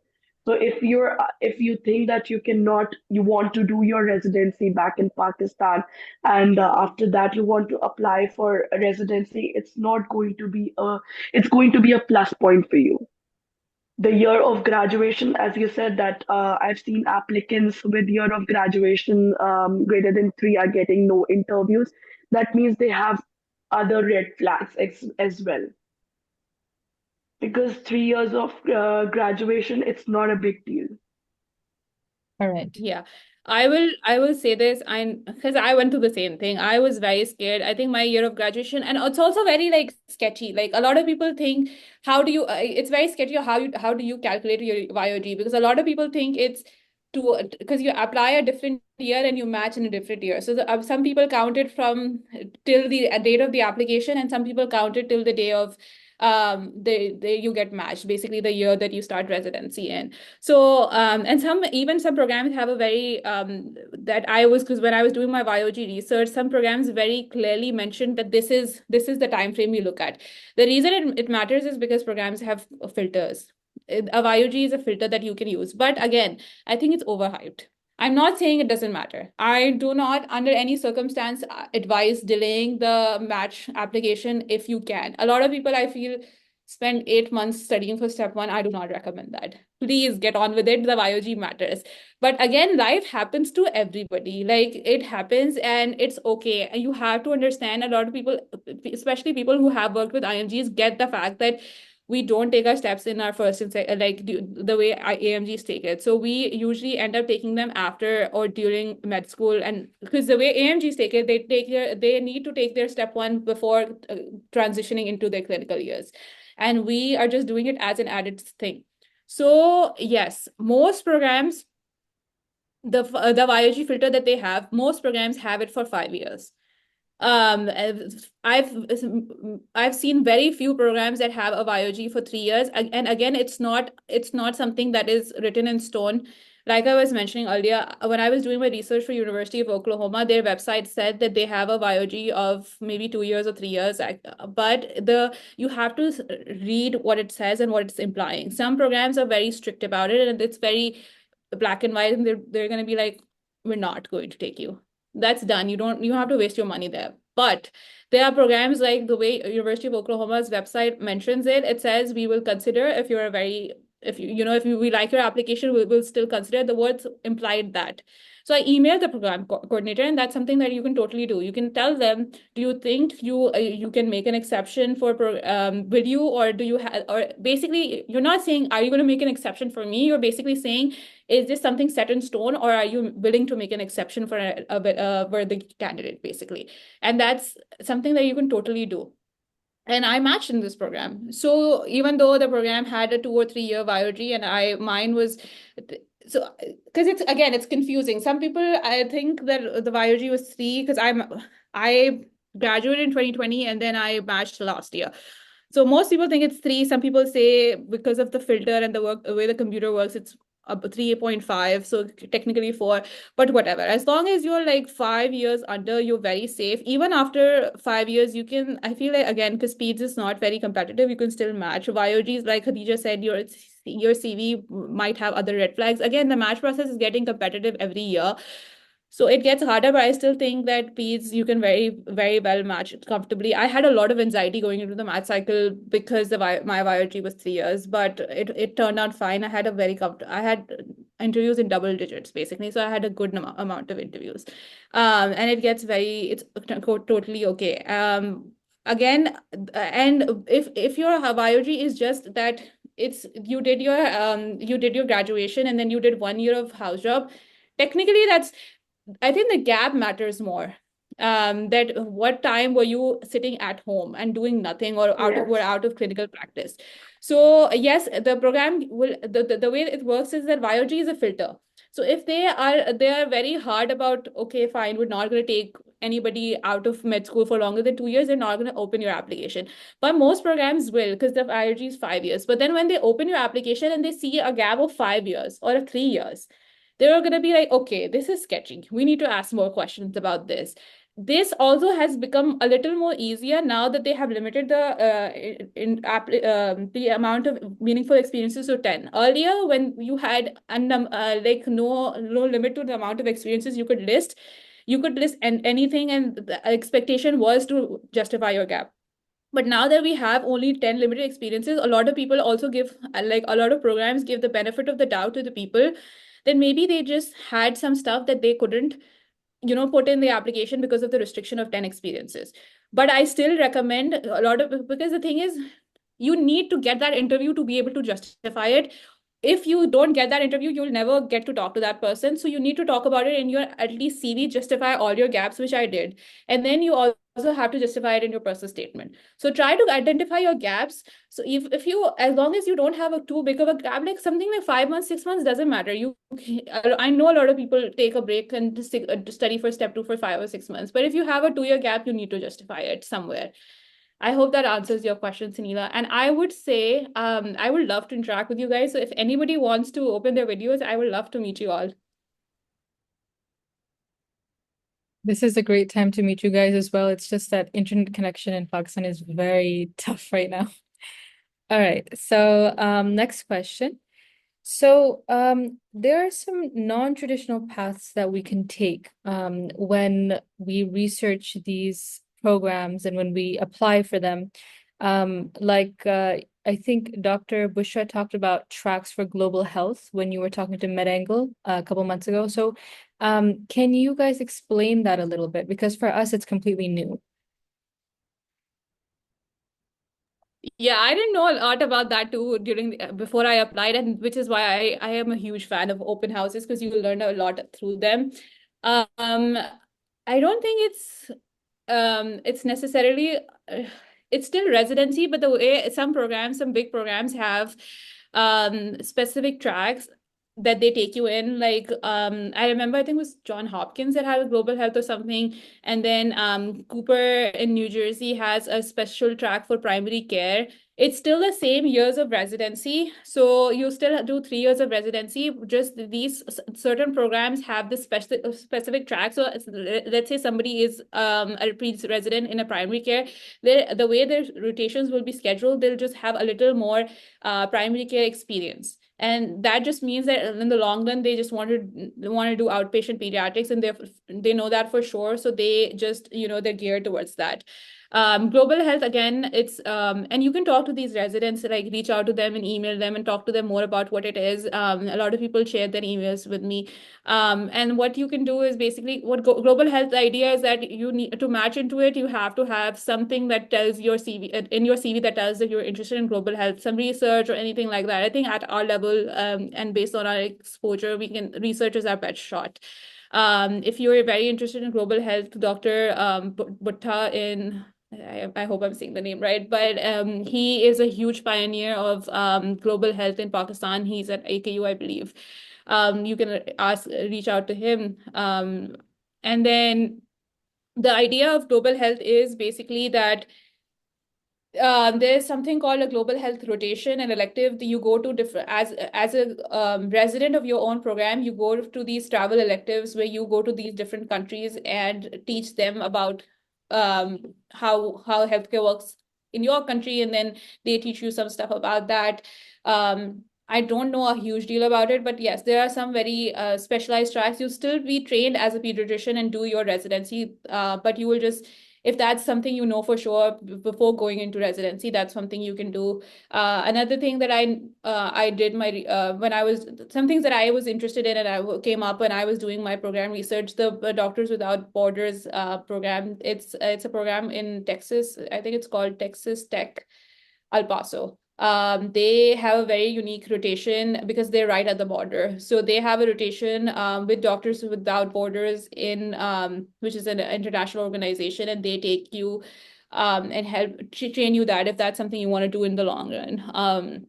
So there's some very unique stuff that you have to find out what you're interested in. But again, like I said, we have very limited exposure during medical school.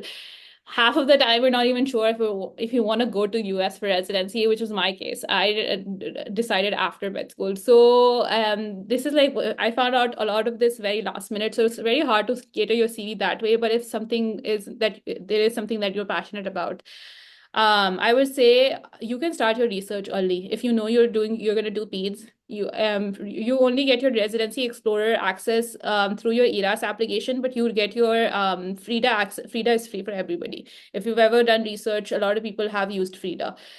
So you can start making your Google sheet. A lot of people ask for seniors for their sheets as well, just to grasp get an idea. So and build on to customize it to their interests. So I would say that's one advice that I would give. Start researching early so that when you know the opportunities, you'll be able to find the interest. So do your research early, start searching your programs early. You don't have to wait till the application cycle to do that. And that way you will another thing, Instagram is a huge resource. Every program has an Instagram nowadays. and the links are on Residency Explorer as well, but like we all know how to find people on social media. So just like look up programs and find them, and then you get to know a lot about the program, the opportunities, especially the culture through Instagram. So stalk them by all means. All right. Thank you so much for that. Dr. Pasha, is there anything you wanted to add? I'll be very honest, I have no idea about this. All right, no problem. Okay, so Habiba, can you ask the next question? Yes. So, next question is, can you guys share with us the most challenging question you were asked in your interviews, or any question in general which you think we should prepare very well for?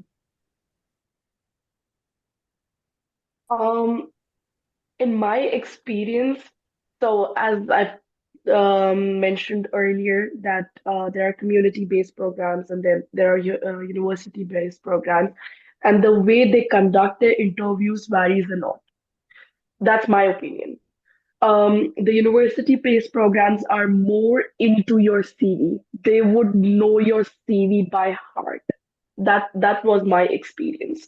They literally asked me questions regarding my um, like regarding my research experience. They would literally said I had like 8 or 9 publications at that time, and they would just pull up that one research and they said, okay, so when you were thinking about this research, tell us why did you guys go do this? Why did you guys choose this group of patients and this and that? So they are more into your CV.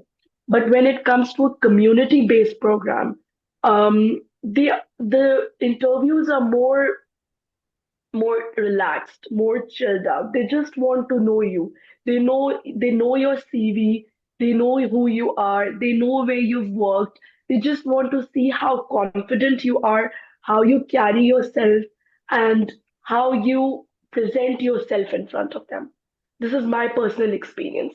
When you would see, I know it's very early for you guys, but when you would go on the Apna YPC program, Apna YPC page, just before the interview season, they would like post these tips and tricks that you need to do during the interview, where you don't have to move your hand, you have to sit straight, you have to look into the camera. Please don't do that. Don't be a robotic person. Just be yourself, be confident, and frankly, I during all my interview season, I didn't come across any challenging questions. They would literally ask you such general questions. There was this one interview where he asked me like, what's my hobbies. I told him that I like cooking, and he said, okay, tell me your the best thing that you make. I said biryani. He told me, okay, fine, tell me the recipe of your biryani. And I was literally discussing the recipe of chicken biryani. So it's as simple as that. It's just that you should know how to conduct yourself, how to present yourself. Right. Okay, Dr. Admani? Yeah, I agree. The interviews are really a chance to get to know you. And I tell this to every applicant. If they have interviewed, they sent you an interview application, they're convinced of your CV. They want you. Now the only thing they're trying to look for is, can this person work well with our program? Does this program fit in our culture? And then would I really want to work with this person at 2 a.m. on a 24-hour call? If you put that into perspective, your interview experience simplifies a lot. And I think that tells you a lot about your interview and about your program as well. Your interview, what the kind of questions they're asking you. Me personally, if somebody, is harping too much on my on not harping too much on my experiences and not asking me about trying to get to know me or like my personality, I feel like it's not a culture I would personally want to go to. I want to go to a program where personal growth and me as a person is as important as my professional growth.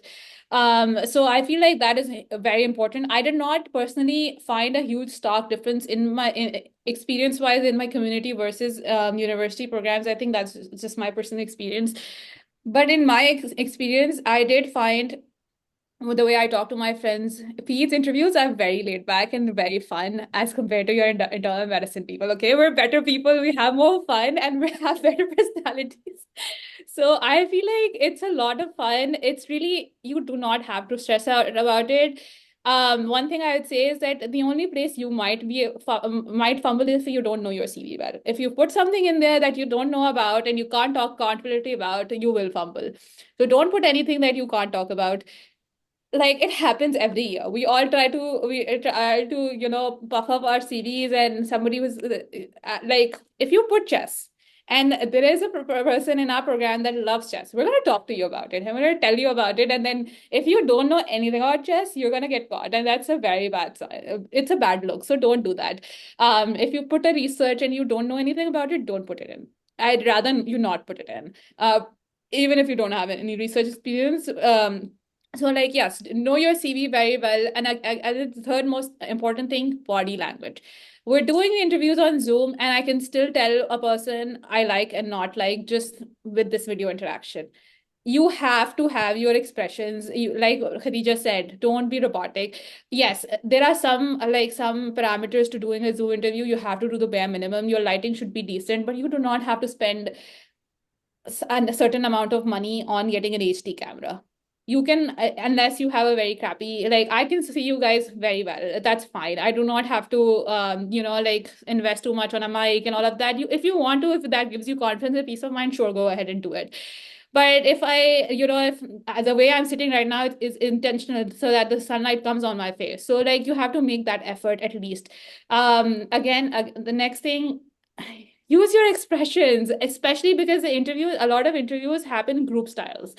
So what they do is put you all, like, 6 7 people in a room, and then they talk to everybody as a group, and that's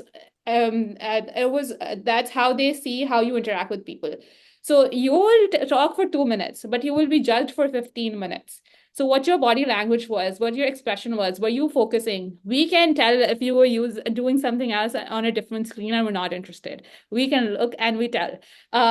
We can, like, I saw you guys smiling throughout the interview. That tells me that, I would want to know these people better, or are you not interested, and all of that. So your body language matters. Even not just the interview day.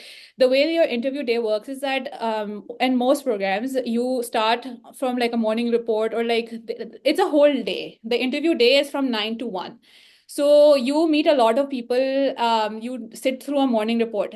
If you're in any Zoom meeting and your camera is off, there's no point. I'd rather you not even come in an interview. Even if everybody, because, like, if somebody comes to our noon conference as residents, we will not open our cameras because we're busy, we're doing hundreds other stuff. But as an applicant, your camera is off, there's no point of you being there. If you are sitting there, your camera should be on. And if you don't have to feel pressure to ask questions in a noon report, but your camera should be on. You should look interested. If in any setting, your camera should never be off. Especially also goes same for open houses. If you're not asking questions, what's your point of being there? The open house is for us to get to know you. There are pre-interview meet and greets. The point of them is to get to know you. And if you're just sitting there and not asking, I get it. A lot of people are nervous. It doesn't come naturally to people, but you have to try to make an effort and come and, seem interested and ask questions and talk to people. Because now we've been on the other side of it, and we have interviewed, and it's really awkward for us to just sit there and you guys to have no questions. So I feel like interact well. And again, like, even during the interview day, the program is also trying to convince you to come to their program.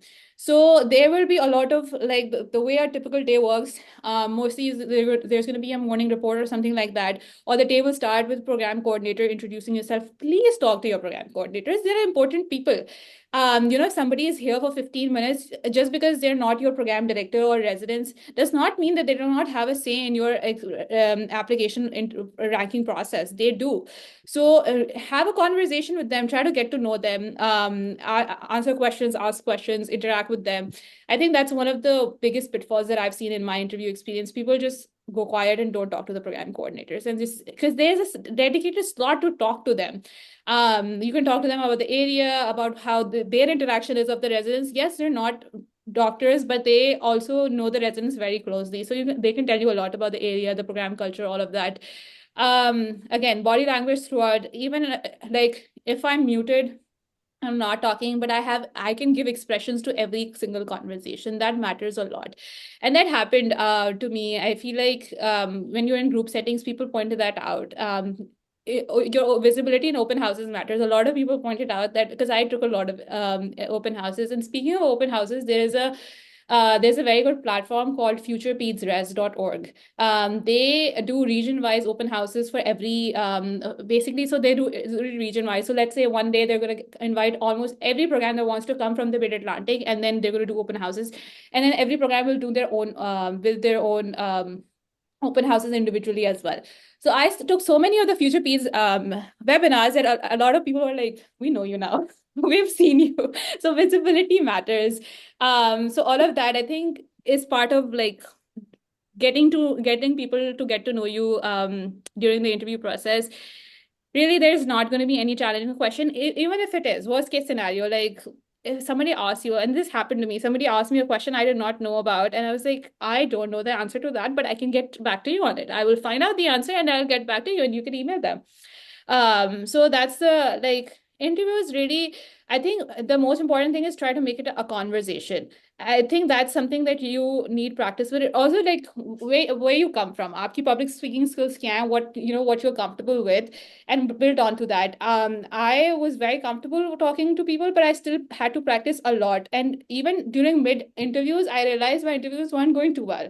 So I realized what the problem was, that I was trying to do it in a question answer format. Usually interviews are not like that. Even the way we're talking right now is more of a question answer format. And the interviewer, like Khadija was saying, they really want to get to know you. We're going to talk about biryani. I do not have to feel pressured कि यार वो जो written questions हैं 6, 7. Yes, some programs have that, and they will tick box, and they need some boxes to tick, but still, like if they want to have a conversation about biryani, by all means go have a conversation with biryani, or like sketching or anything. Just don't try to feel pressured for it to be like an interview. Like some interviewers told me this when I was in the open houses. I asked some faculty who interviewed a lot. I asked them what interview was the most memorable for you. They said the ones that felt like a conversation and not an interview. So that is the key to it. Just try to, if I say something and you have a thought to share about it, share it, and then we can have a conversation about it. The onus is on them for them to ask the questions they need to ask. Like I remember I had a conversation about with one of our faculty. We had talked about travel health and some things that we were interested in. The guy was from India, so we talked about like South Asian food and all of that. And then towards like when there were 5 minutes remaining, he's like, okay, have had a great conversation with you, but now I have to ask you these certain questions. So he asked them and we were done with it. So you don't have to feel pressured if I need to stop talking so that he can ask me his questions so I can get ranked or get the marks that I need to. That onus is on them, but try to have a genuine conversation with them. Like if I can get to know you, and I can in 5 minutes. So it's really culture. If they've interviewed you or they've sent you an invitation, they really want you. And the only thing that's going to stop them is, I don't think this guy's or this girl is somebody I want to work with. So it really comes down to your personality. One more thing that I would like to add is that whenever you are interviewing at a program, like just before the interview, a day before the interview, just try to go through their website and prepare a list of questions that you need to ask. Because even though it didn't happen to me, but a lot of my friends had like interviews where they didn't ask any questions. The interviewers didn't ask any questions. They just wanted you to talk. They just wanted you to question the, like, okay, if your program has this, like what are the consequences of this, what do you guys planning on starting a fellowship, do you guys what's the cultural background there, what's the diversity of patients that you guys see. So please, like whenever you're interviewing at a program, before the interview, make sure that you know your CV.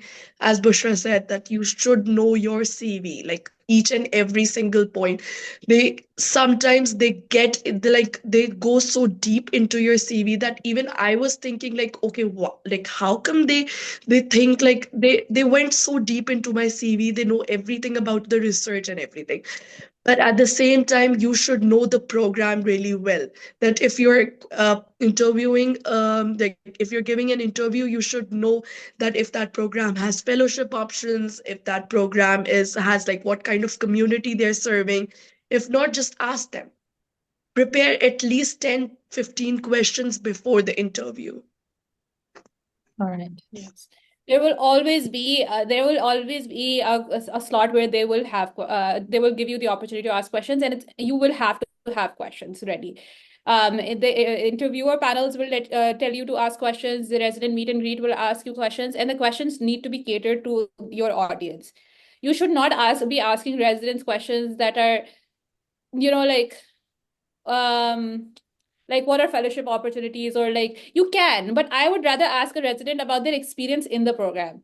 I would not talk about my career goals with a resident. I would talk to them about the culture of the program and other stuff. Like, now that we're on the other end, it you can tell, like, I am guilty of this myself, but most of the time our questions are the questions that everybody can Google.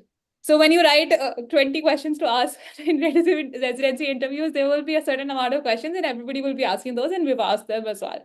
But when you actually are on the other side, you realize that you can tell who's generally asking a question and who's asking a question for the sake of asking a question. So ask questions that genuinely matter. And it's okay to ask questions that matter. Like, for me, I was scared of asking questions about, do you guys have food that is vegan or halal certified? You can ask that question. You can ask it in a nice way, but you can ask it. And you can ask questions that matter to you. If you have children, you can ask about childcare. You will not be penalized for having children, at least not in peds. You can ask questions about, if you value diversity, you can ask about what is the culture of, like, what is the culture towards international students or students that come from a diverse background. Also, don't ask questions like, do you guys take IMGs? Do you guys everybody will be politically correct. They'll say, yes, we take it, even if they don't. Yes, because there are people who don't take IMGs, but nobody's going to be politically incorrect. So they will be, so be smart on what questions you ask. Some questions that I like are, what kind of resident do you want to see in your program? What qualities of a resident do you want to see in a program? What is the kind of personalities that a resident that you can ask this to the program director? You can also ask the residents, what kind of personalities does the program have? You can ask about the work culture. What do you guys do outside of work? Do you guys hang outside of work? If you like something, like if you're into hiking, are there any options to hike in the program? Don't ask questions that you can research. Like, you can find out about the programs. Sure, you can ask about call schedules, but like, you usually just get one or two questions. So you really want to make sure what question you're asking to be memorable. Yeah, that makes very much sense. So the next question we have is that what did you find the most challenging or different while transitioning from medical school to residency? Oh, that's a hard one. A lot. It's a different world. But I wanted to add one thing when Bushra was telling you guys that please make sure that you guys do your house job. Because whatever work that you guys are doing in your house job, I did lumbar puncture during my house job. I did my ascitic tap. I used to give like I don't know how many injections in a day and how many lab draws. You won't be able to do that in the residency as much as you guys would be doing that in a house job. As like coming back to your question, I think you have a lot more responsibility. You when you're a resident, you feel like, okay, fine, this is my patient. I have to take care of this patient, no matter what. And as a medical student, I don't think so. I was responsible for anything other than just showing up to the ward and just being there and like going through the ward test. That was the only thing that I was worried about. I wasn't responsible for anything. But here it's Yeah. more of a responsibility. You are because the timings of our like I don't know how it's in your program, Bushra, but in our program it's like a 12-hour shift, so it's like 7 a.m. to 7 p.m. So we have to be, even though it's 7 a.m., we usually show up at 6:30 or 6 because we have to prepare a lot of things. We have to see our patients before the sign out. So you yourself are you know that since you're responsible for the patient, you start to think in a different way. As a medical student, you wouldn't even bother. It's like you just have to focus on your studies, you just have to focus on the learning aspect of it, but not on the patient care. Right. Right now you're more focused on the patient care, how you have to deal with things, what are the options if it's a complicated case. For example, we usually get, especially in pediatrics, we see a lot of cerebral palsy kids. They have chronic conditions, they have multiple things going on, so you have to think about, okay, fine, if this kid has this issue, then what do we have to do? Because here in residency, it's not like you are going, if you're going to your attending, okay, fine, this kid is having a GI bleed, they wouldn't tell you what to do. They would ask you what you want to do. So you have to prepare yourself before going and telling the attending that, okay, fine, this is the issue that the kid is having, and I think we need to do this. So you need to prepare a plan before going in front of the attending. This is now how it is in the medical school. It's the chillest time of your life. Yeah, I agree. I feel like personally, I had felt a transition going from medical school to house job because, which is kind of what it's called internia here. But the idea is that I subconsciously started saying my patients. Because like what Khadija was saying, they are really your patients. You are there with all of them, trying to make sure they get the best care. You're advocating for them. So that is a huge transition. Med school was more about, it was more about you learning. But house job, or like any like real life experience, I would say, in medicine is about you really take ownership. I think so. Like Khadija and I think both had that transition, which is again why we're pro house job, because you need to have it. Helps when you've had that transition of being, because medical school is very different, especially in Pakistan. Is very different the way we're taught, because our clinical the hours of the way our clinical education is structured, we still have some lectures while we're doing, so we're not so completely there in the wards all day. So that changes some stuff. I think the challenges, or like the transitions that I had to overcome during from house job still going to interior was still a lot. And I honestly did not understand the whole depth of it, because um, there are ways you can try to overcome them. The biggest challenges you have to understand how the US clinical system works. That's why electives, I know it's hard to get them, but the reason they're important is because you need to get used to working in the US healthcare system. And for that reason, I say it's equally important to do inpatient and outpatient. I know a lot of people just emphasize on inpatient rotations, because ideally, usually they're more teaching oriented and you get more exposure. But I did a very strong outpatient rotation that really helped me in my outpatient clinics as well. So I think the way you can overcome them, you need to understand how the healthcare system works, how inpatient rotations work, how outpatient works. There's a concept of preventive care that is very it's a huge deal in the US. I think in Pakistan, we don't get a lot of exposure of that, because we have such high acuity, and especially working in civil. You might maybe get that in, like, if you're working in a private center, but when you work in a hospital that has transfers from all over, we don't get transfers from just Karachi. We get them from Sindh, we get them from all other states as well. So when you get that level of acuity, you see the worst of the inpatient, but you don't see a lot of outpatient. And even the way our rotation are structured, we don't go to our clinics that much as our rotation in the hospital. Like, we've done protein calorie malnutrition wards, we've done those PCM wards. We have that exposure. We have a lot of unique stuff. We have such exposure with thalassemia, but we have never done well child visits. We so And well child is a huge part of your outpatient pediatrics. You don't see a lot of for some reason it strikes me every time, and I've talked to a lot of my friends who are in peds as well. You don't see a lot of autism here. You don't see a lot of, in Pakistan, you don't see a lot of that. Mental health is still something that we're struggling with. So I feel like it's you have to get used to some stuff. I think it's not like you can't. It's just it takes a while to understand it. So doing your rotations helps. Secondly, trying to work in systems that have EMRs, it helps a lot, because it takes us a while. It takes a minute for you to get used to it. Once you get used to it, you are okay. It takes a minute. when I say a minute, it's going to take a few months. But once you get it, you are going to, and it's harder because you're not a bad doctor. You just don't know how to find the data, because it's kind of the same for us. We just do 6 to 6. Our day, a usual typical day looks like we're supposed to come at 45 minutes. Sorry, 5:45. So 15 minutes before sign out. And then we do 6 to 8, 8:30, 9, depending on which rotation you're on and when your rounds start. But typically our rounds start at 8:30. So we are not expected to pre-chart beforehand, but 5:45 you have to be ready for handoff, and then you let the night team go, and then from 6 to 8 you do your pre-charting. So that's how you collect all the data of overnight. So and this was a shock to me, because a lot of stuff that you usually don't find in your experience in Pakistan, the nursing information you need to get from the chart.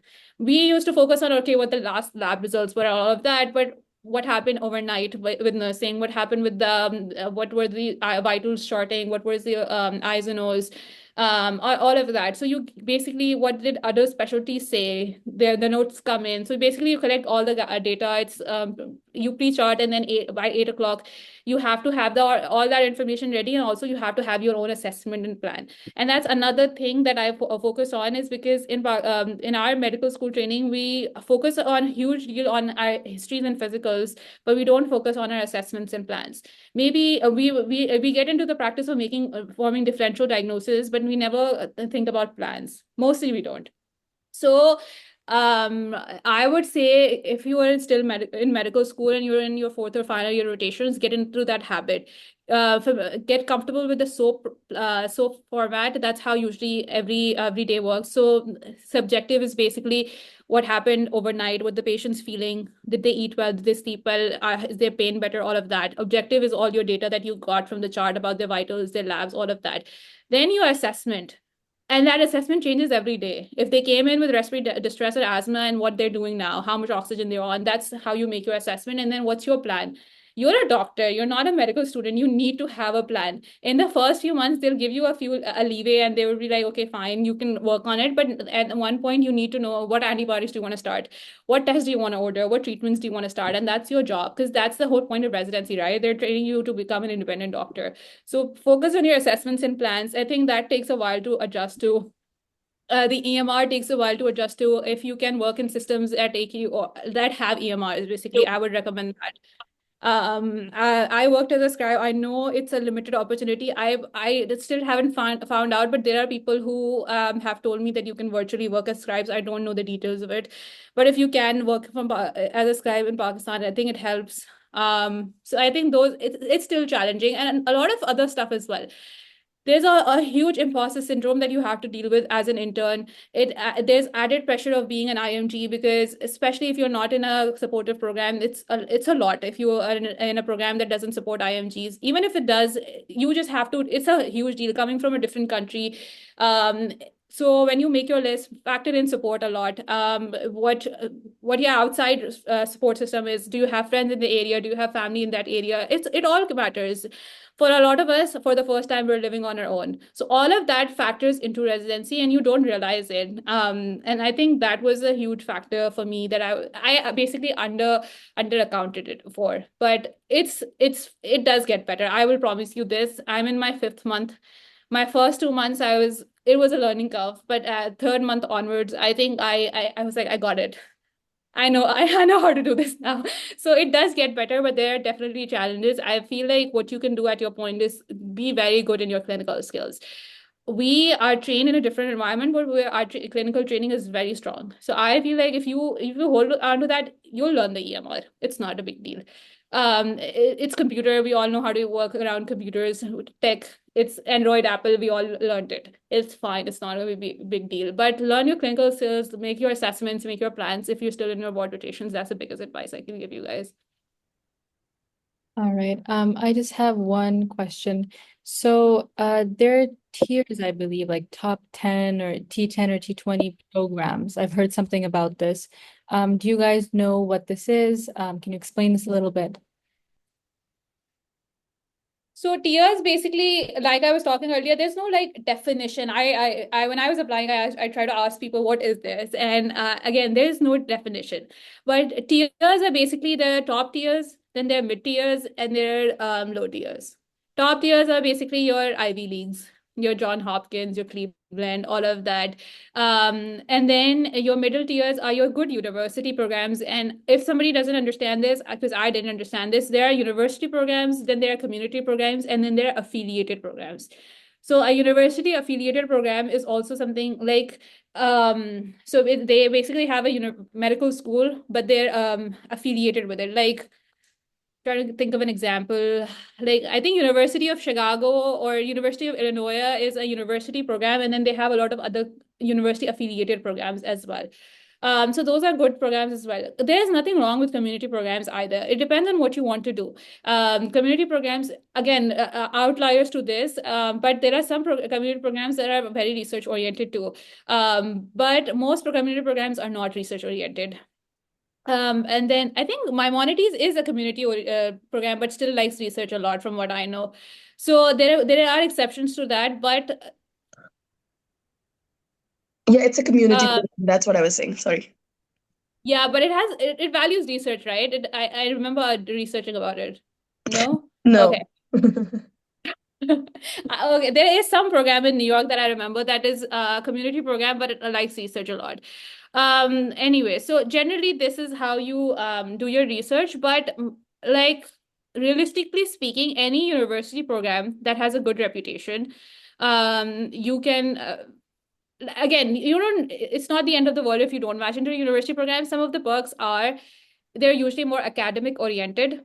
So that again depends from program to program. Some university programs also doesn't mean that you're going to have a better training at a university program. Doesn't mean that at all. It just makes it easier. Sometimes, like we've all experienced this. If you did come from Dow Medical College and you came from a different medical institute that was not as well reputed, your chances of getting into the US is a little harder. So that's the reality of the matter. The name matters, and then because it's the reputation and the prestige that comes with it. And then some programs, especially academic programs, are very training oriented. So we have something like called protecting time. So when we go to Nolan conference, they hold our phones. So you don't, they will not page you. So because they are focused on your training. So they will hold the page and they will not disturb you because that 1 hour is your protected learning time where you have a lecture. So some of that stuff, it's usually they say it's more, the people there are more teaching oriented. The workload is, the way the workload is balanced is they try to have a balance between service and basically education. So they make sure that you're not doing too much of a scut work. There are still some programs where you will where nurses are short and you will end up having to do procedure like IVs and all of that.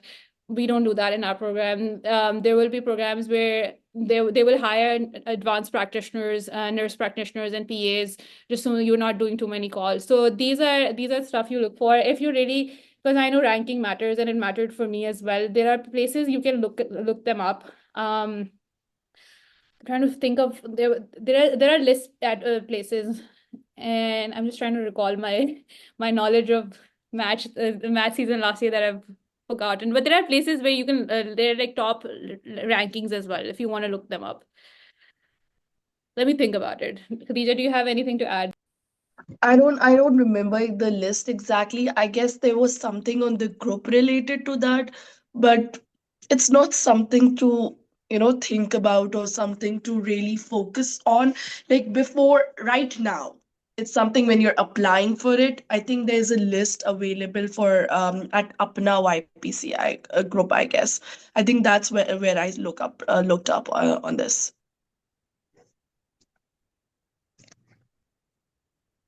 I think the Apna YPC list is more IMG friendly, but I think Zainab, what you truly wanted to know is like reputation wise, I guess what you're asking.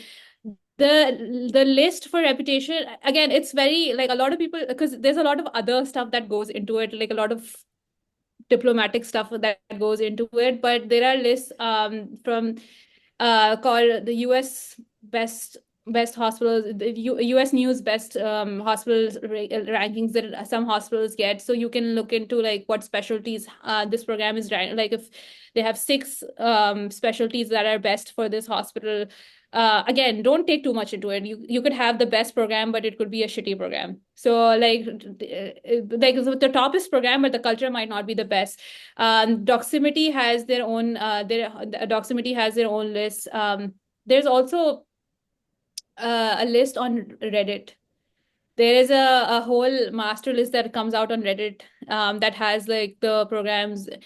All this comes into account more during when you're making your lists, like when you're making your rank order list. When you're applying, just apply for programs that are realistic, I would say. Sure, I also apply to like, so the way they tell us is like apply to 10% or 20% of your program should be top tier. 10% or 20% should be your low tier, just so that you have a cushion or fallback in case. And then the rest of your program should be middle tier programs, because realistically, that's where you're going to match. Right. Thank you so much for that. Habiba, go ahead. All right, so the next question we have is that what are some of the skills that have helped you most during your residency till now? I think working as a scribe helped me a lot because even though I was used to the EMR, but scribing is very different because your job responsibility is to take notes. But how to navigate Epic is a whole different system. And you might end up going to a program where Epic is not your primary EMR. So it's not too much, but I think it helped me. Generally, it's more like I was talking about personality-wise stuff that helps you more. Who you are as a person helps you in residency. If you have resilience, if you're an organized person, if you can, because it's a lot. Like you have 1,000 things going on together. You have to do your research. You have to study. Just FYI, you still have to give your boards at the 3 years at the end of 3 years of residency. You have to pass your PEDS board, so you have to study for those. I think generally that stuff is important. The most important thing is what coping mechanisms do you have? How to balance stress in residency? You need to have an outlet of when it's hard day at work. Who do you call? What do you do to unwind? How do you get back to work? I think that is most important. Having a strong work ethic will take you places. Even though you might be struggling on efficiency, but if you have a strong work ethic, you can form those relationships with your patients. You take ownership and responsibility for them. I think working in civil created a huge deal of empathy in me because, to be honest, we live in a privileged part of the society, even in Pakistan. When I talk to people that came from all the rural areas to civil hospital, I realize what the reality of the world is, and that created a huge deal of empathy in me. So I feel like those things, when you can relate to patients, when you can understand that I think that matters. Having hobbies matters a lot. You need to have an outlet. Support systems are important. I think those are the stuff that I think takes you along. I agree with Bushra. These are the things that really, really matter a lot because especially if you're working for 13, 14 hours a day, it drives you crazy. Literally drives you crazy because once you get back home, you don't have the time or energy to do anything. But at the same time, when you have a weekend off, just try to switch off everything and just try to relax, try to spend time with your family, spend time on yourself. And that really helps a lot. And at the same time, as Bushra was saying earlier, that in my program, in the good thing was that we have like 20 residents in our program and like 20 interns, and out of those 8 or 9 of them are Pakistanis and Muslims. So it's a big blessing for me, and just because of that, I've been able to, once like I have my weekend off, I can go out with them, I can hang out with them, and that really helps out a lot because that eases all the stress that you go through during your weekdays. So it's really important to have those relaxing time of the in the week. And also time management skills really, really helps you a lot. I don't feel like time management skills were there in me before the residency. I'll be very honest with you. I was the one person who would always be late for everything. But here in residency, you don't have that, you can't make that mistake of being late, or you can't have that, you don't have that, like you cannot make that mistake. But yes, I agree with Bushra. Yeah, one thing I just remembered, I think develop a habit of just reading something very small. You can even in Pakistan you can use up to date. I think it's the one of the most common resources that we use. Like nobody off the top of their head remembers anything. We look up everything. And we have everybody has access to up to date. And I just learned this a few years ago that you can actually have it's paid, but most universities give you access. But I think it's I found this out on Twitter, but there is a way you can get free up to date through a second a program or something. It's called Better Health or something. If you, it's kind of like a scholarship, but if you tell them that you are interested and want access to it, they sponsor you. And it's just a very brief application that you fill out, and then have up to date on your phones. And have a habit of reading up stuff. Like if you're dealing with a case of asthma, just and everything, like nobody goes beyond up to date. Most people don't. So just open asthma if you're dealing with a kid with asthma and just, okay, what's the treatment? When would you do how many puffs of albuterol? When you get in the, because nobody would, I think this was something I did in med school. I would look up to my seniors to give me a plan. I would ask them and then I would learn from their practice, which is how we usually do it. Okay, so what do you guys usually do for pneumonia? And then you learn from them and you just know how to treat pneumonia. But when you're expected to know your plans on your own, up to date is your friend. So look up meningitis, look up the doses, and that's how you find it out. Like, and it's not a lot of reading. You just have to do one article or one paragraph or just like the dose of something or just the treatment. If I have eczema, what kind of steroid creams do I prescribe? Get in that habit of finding answers for yourself daily. Like it doesn't, and it's not something you need. I know because in med school we're like, when we get home, we have 1,000 other things to do. So nobody has time for other reading because I know we have our modules, we have our ward tests and all of that other stuff. So there's never a time for like outside. I would always be like, okay, one day I'm going to read this topic. It never happens. So do it on the ward. I know it's hard in Pakistan, but try to have cellular data on your phone and try to have up to date or any like I used to use Medscape by the time when I didn't have up to date. So like use any good app that you can find and try to get into the habit of knowing the treatments because at one point you're not going to be a medical student, you're going to be a doctor and you need to know your plans. All right, so you mentioned up to date. Do you guys use Amboss? Amboss is another resource that we've learned about. We use in step prep and stuff. Is that something that you guys use or no? It's Yes. a very good resource. I liked it. I used it in my step two prep. The only thing is it's paid, and I didn't. So I didn't get it. But and like they don't provide us access to it. But a lot of medical students that I work with right now, a lot of like American medical graduates use Amboss a lot. So it is a very good resource, and I personally when I use it for step two, I liked it. I think for emboss, I remember I did emboss for few topics or few things that I found. I thought that I wasn't clear in with the U word, so I did use emboss for those particular topics or particular things. But otherwise, I was religiously using U word as my only source. Did you mean for step prep or generally for wards? No, just generally for words. Yeah, I think because there's a component of Amboss that is for your clerkships. Like there are articles and like a part of that app that is generally for wards. I like that part. But yes, so generally we use UWorld for our step preps.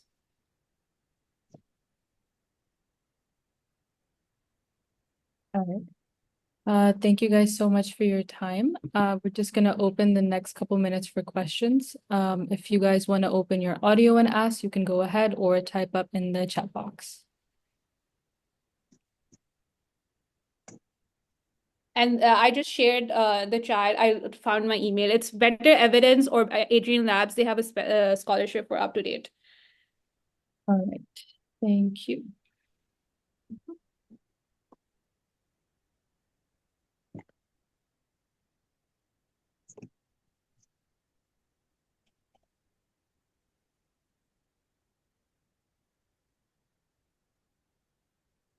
All right.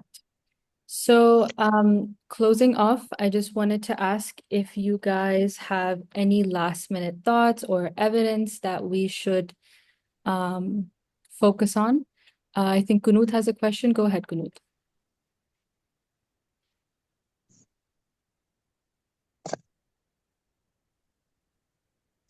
Assalamu alaikum. Am I audible? Yes. All right. First of all, thank you so much, Dr. Khadija and Dr. Bushra, for giving us so much time and all the information you have given us. We are thankful to you. You have discussed everything in depth. Much grateful to you. I'm always just so curious that um, how is the residency in pediatrics like? Like, how does it look like now that you guys are in your first year of residency? Like, what is different and what are you guys looking forward to, and how is it going to progress in the future years for you all?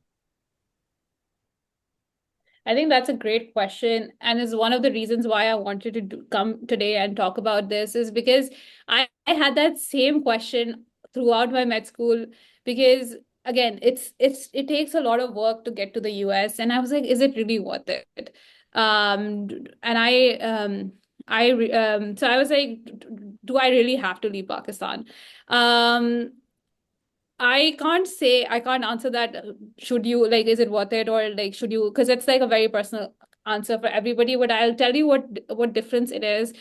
I think generally work hours are very different.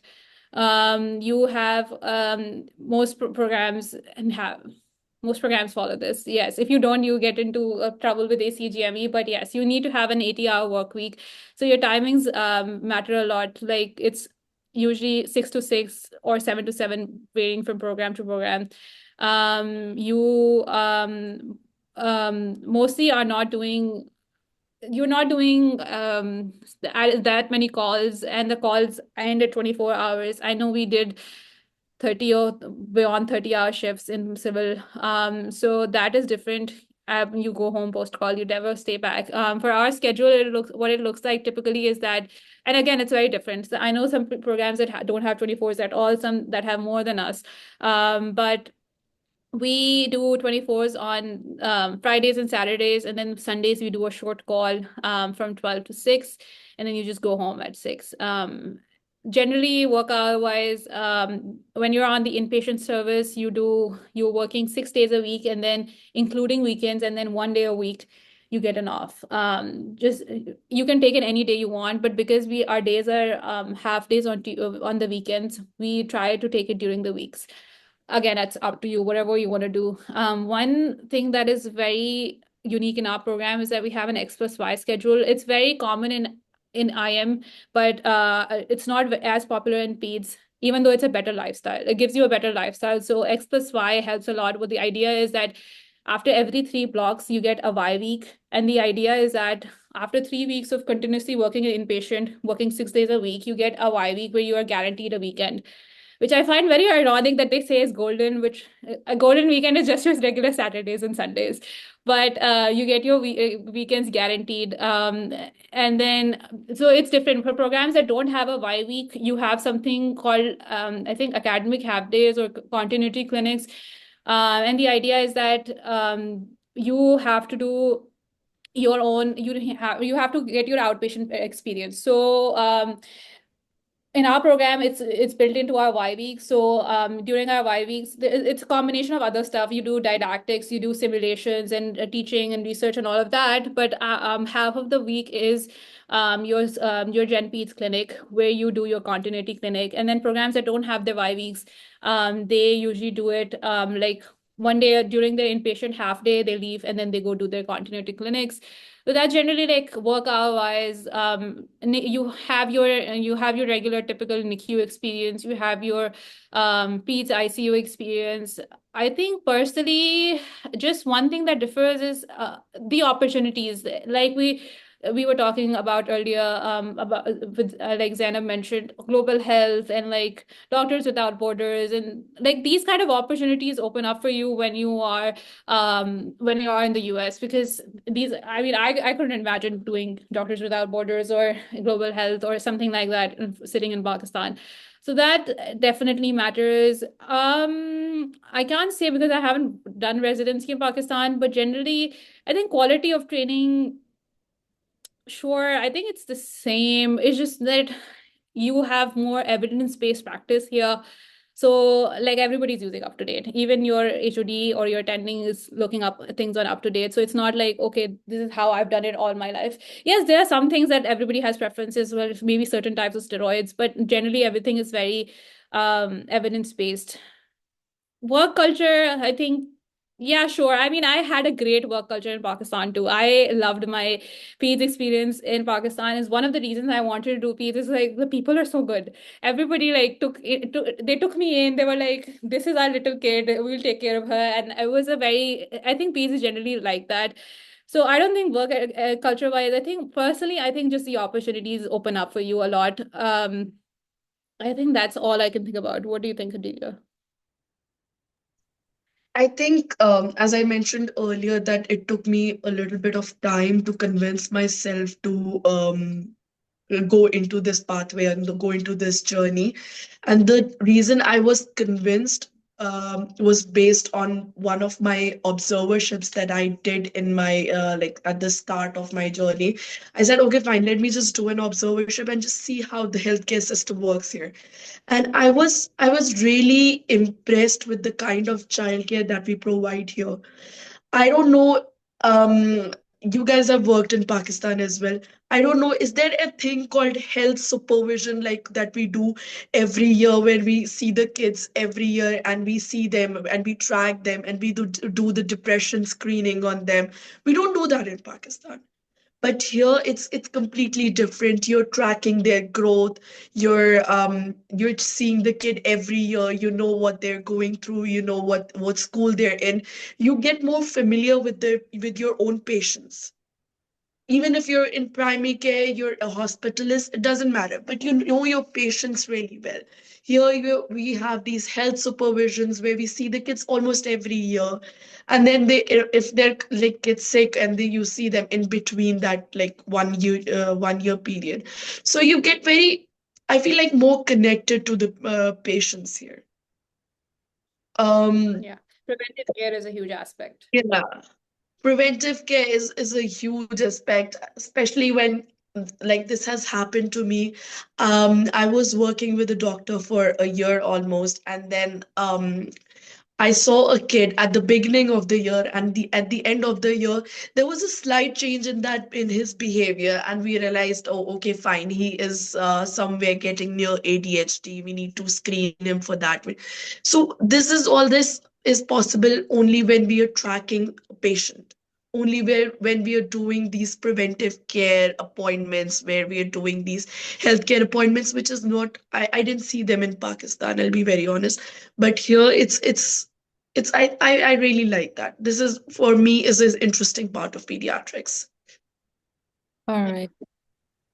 Go ahead, Dr. Admani. Did that answer your question, Kanu? Did you have anything specific? Because I had this question a lot. I was like, is it really worth it? Because it's a lot. Moving to a different country, a different culture is a lot.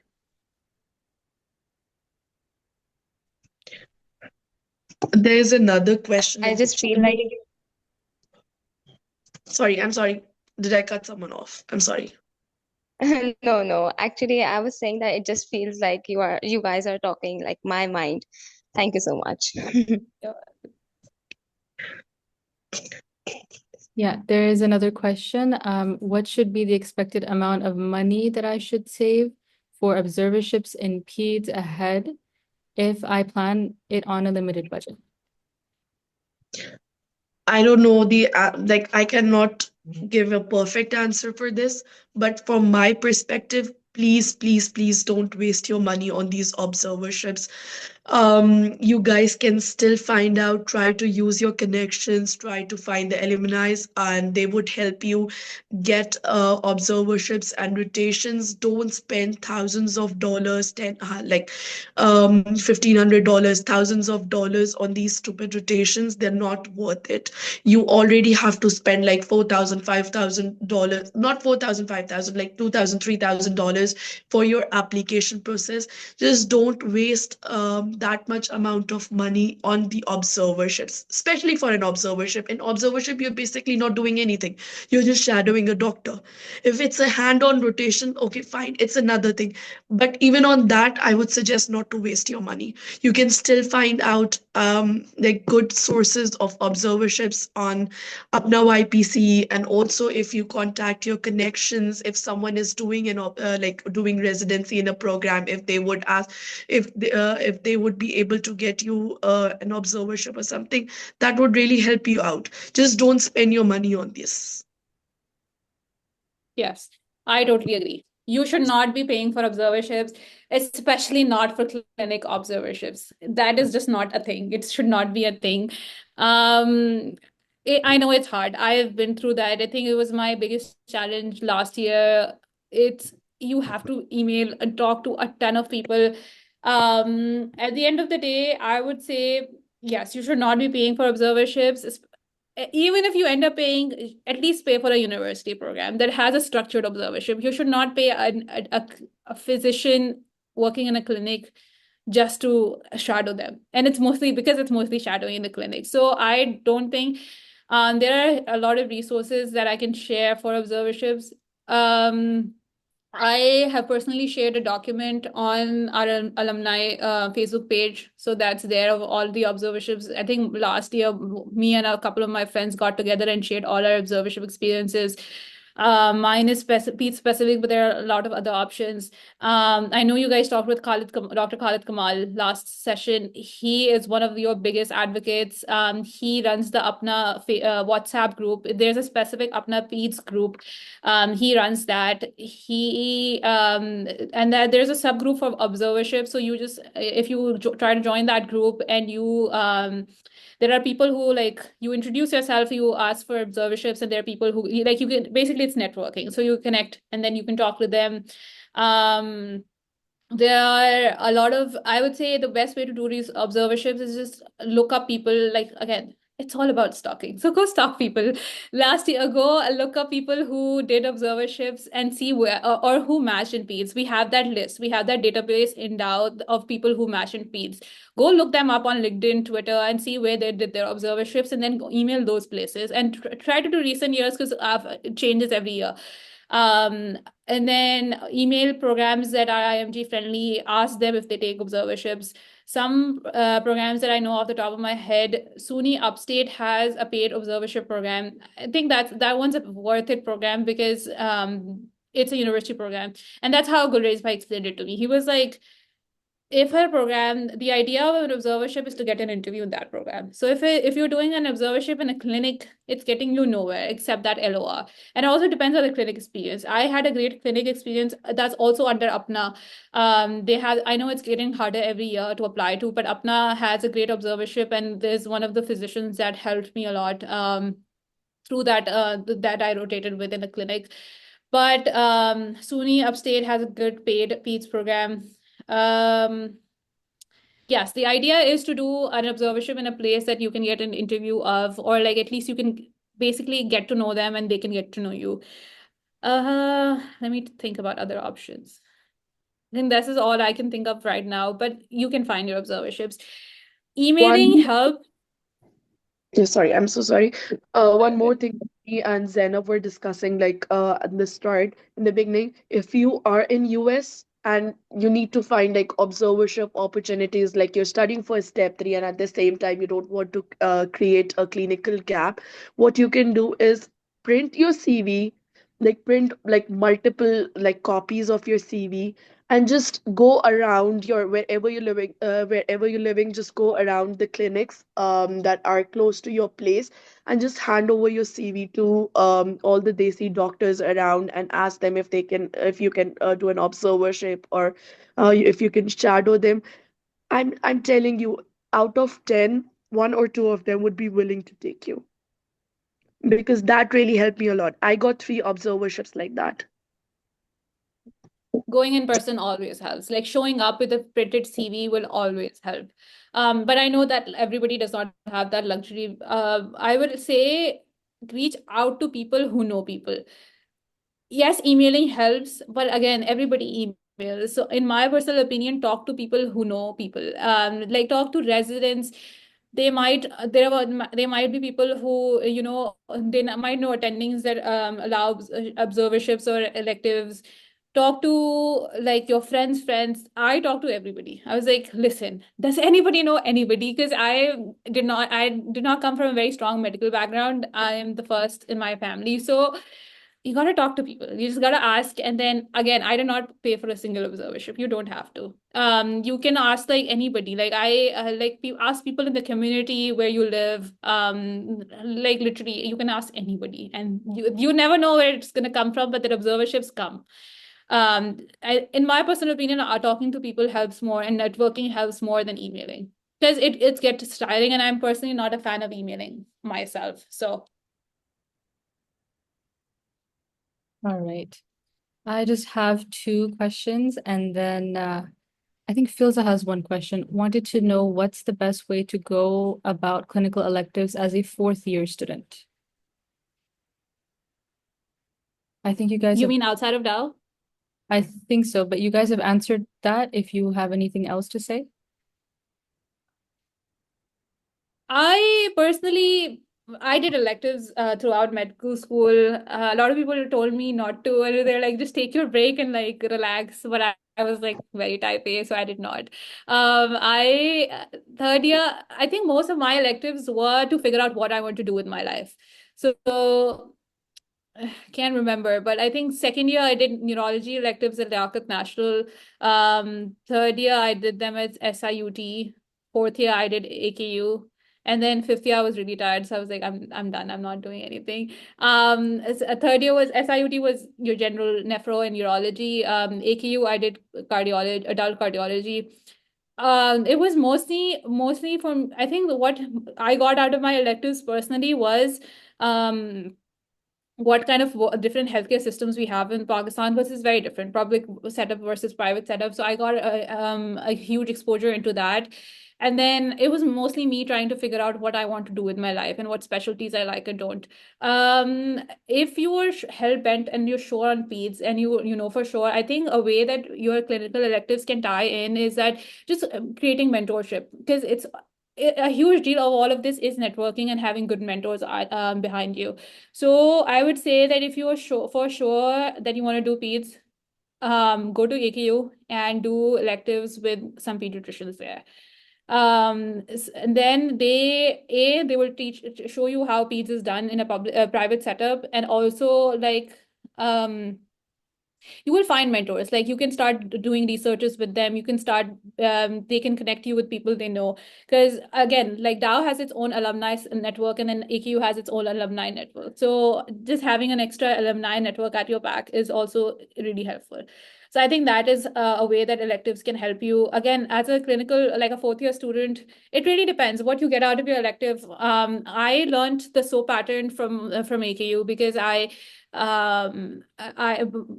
we do it a little differently in our set up an institute, but I picked up the SOAP system from there during my 4th year. So, and that like gave me an idea of how I want to cater my clinical experience during my final year as well. So I became a little more proactive during med school. So that's what I got of my electives. But usually your elective LORs don't really get you anywhere, because in terms of like that, you're not going to use that LOR, in my personal opinion, because you can't do much to show for it to be used as a residency LOR. But I I'm personally a fan of electives.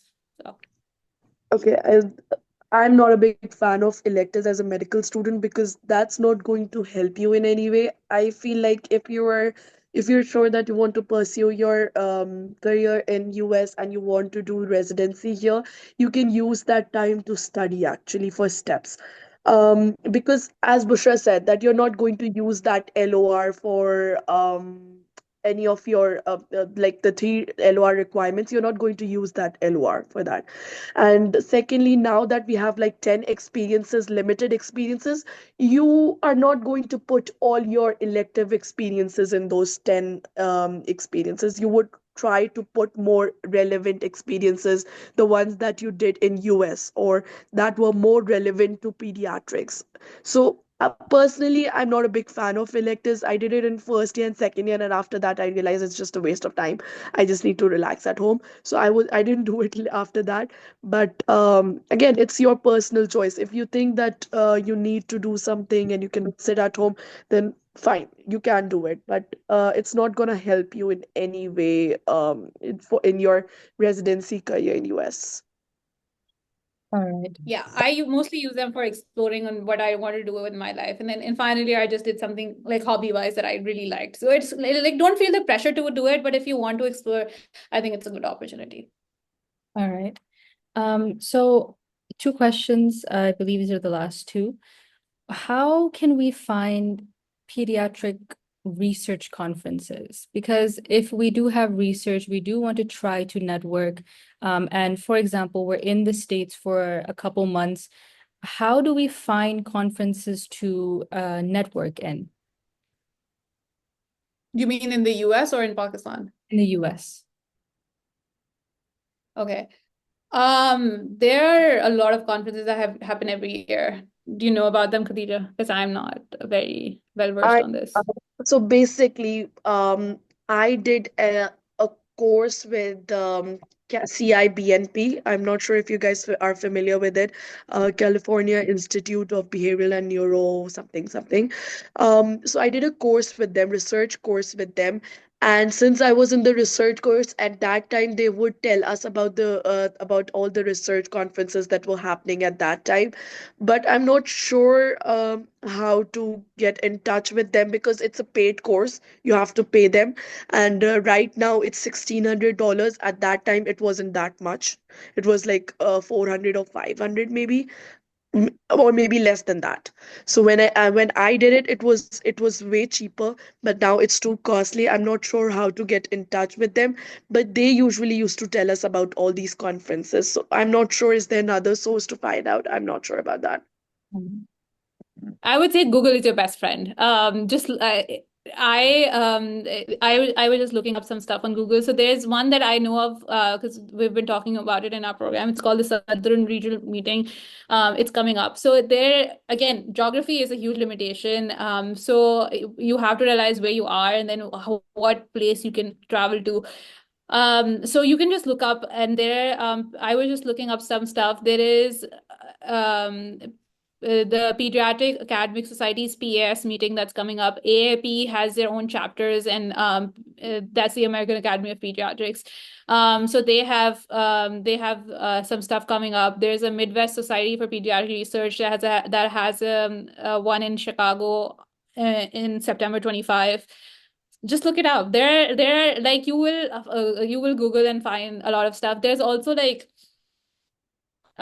specific like if you like immunology, it's like a far-fetched right now. You just need to focus on peds, but like there are also like cardiology specific or immunology specific or developmental behavioral ped specific stuff. But yes, it's something you can very easily look up and find out near me. And it's good to look them up earlier so that you can plan ahead because these dates come out like way in advance, so you can just plan ahead. And again, you can also still submit stuff even though you may not be physically present, so you can still submit stuff to these conferences as well. It's a great resource. And in Pakistan, we have the one that I mentioned earlier from AKU, the annual PEDS conference. Right. So if we have a geographical preference, is that something that we mention in the letter of interest that we send to the programs? Like, I have a geographical preference, you're one of my top choices. Is that something that we would discuss in the letter of interest? I did. So most of the programs that I sent the letter of interest were in my geographical preference. So I did mention this in the letter of interest. I'm not sure if you should or you shouldn't, but I that's what I did, because that's what I feel like that would make my letter of interest more strong. That would make it more personalized, because I would research that, for example, if the program is in Brooklyn, I would search that area and I would mention that, okay, this is the area, my family lives closer to this, so I'm willing to move there. So I would mention that. Yeah, I agree. Like any connection that you can build with the program helps. Mentioned to a lot of programs that I want to stay near my family because my parents and siblings were there, which is why I was in New Jersey. So I mentioned that you can write whatever in letters of interest. Like you are sending a letter of interest to a specific program. Everybody else doesn't get to read what you write. So as long as it's genuine, you can mention it. I would also go ahead and say try to make it more personalized, because a lot of it's hard for programs as well, because geographical preference is very broad. Like I was just showing you guys a map. Like if you say east, south, central, it has like 6 states, and 6 states will have like 20 or 25 programs. So when you specify, like if you can narrow it down, you should even go ahead and mention I want to be in this specific state and not just be like this specific geographical region. So I would go ahead and do that. Geographical preference, should you choose it or not? Again, a huge debate, but I'm personally pro choosing geographical preferences. Some people say it's not. Really depends on you, what you want to do.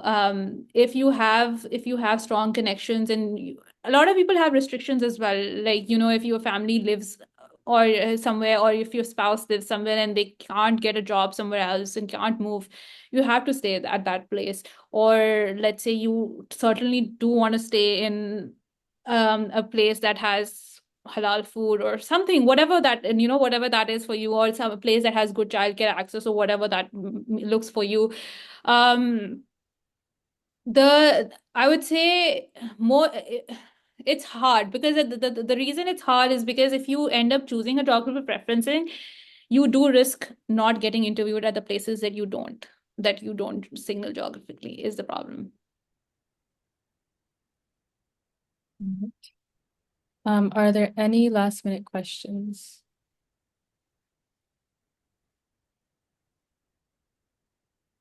Okay. Thank you guys so much for your time and for all of this information. This is something that we are struggling to find, and we're so thankful that you guys took out the time and 3 hours for us. Thank you so much for that. And just one last thing, would you guys be willing to share your email addresses so that others can contact you for personal questions? Yep, I'll put it in the chat. Perfect. Yeah, me too. Thank you guys so much. All right.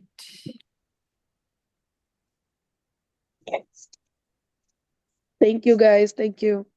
All right. Love. Bye.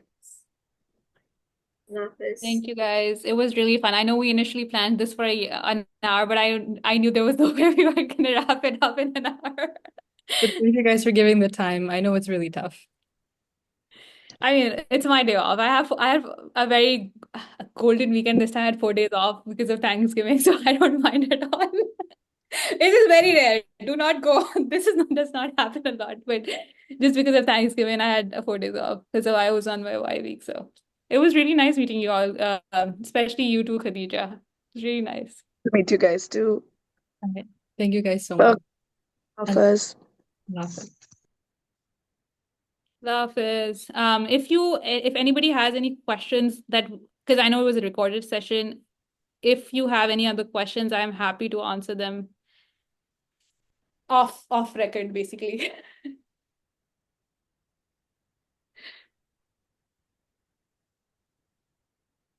All right. I think if anyone does have any questions, they can contact you. Thank you so much for your time. I will turn off recording.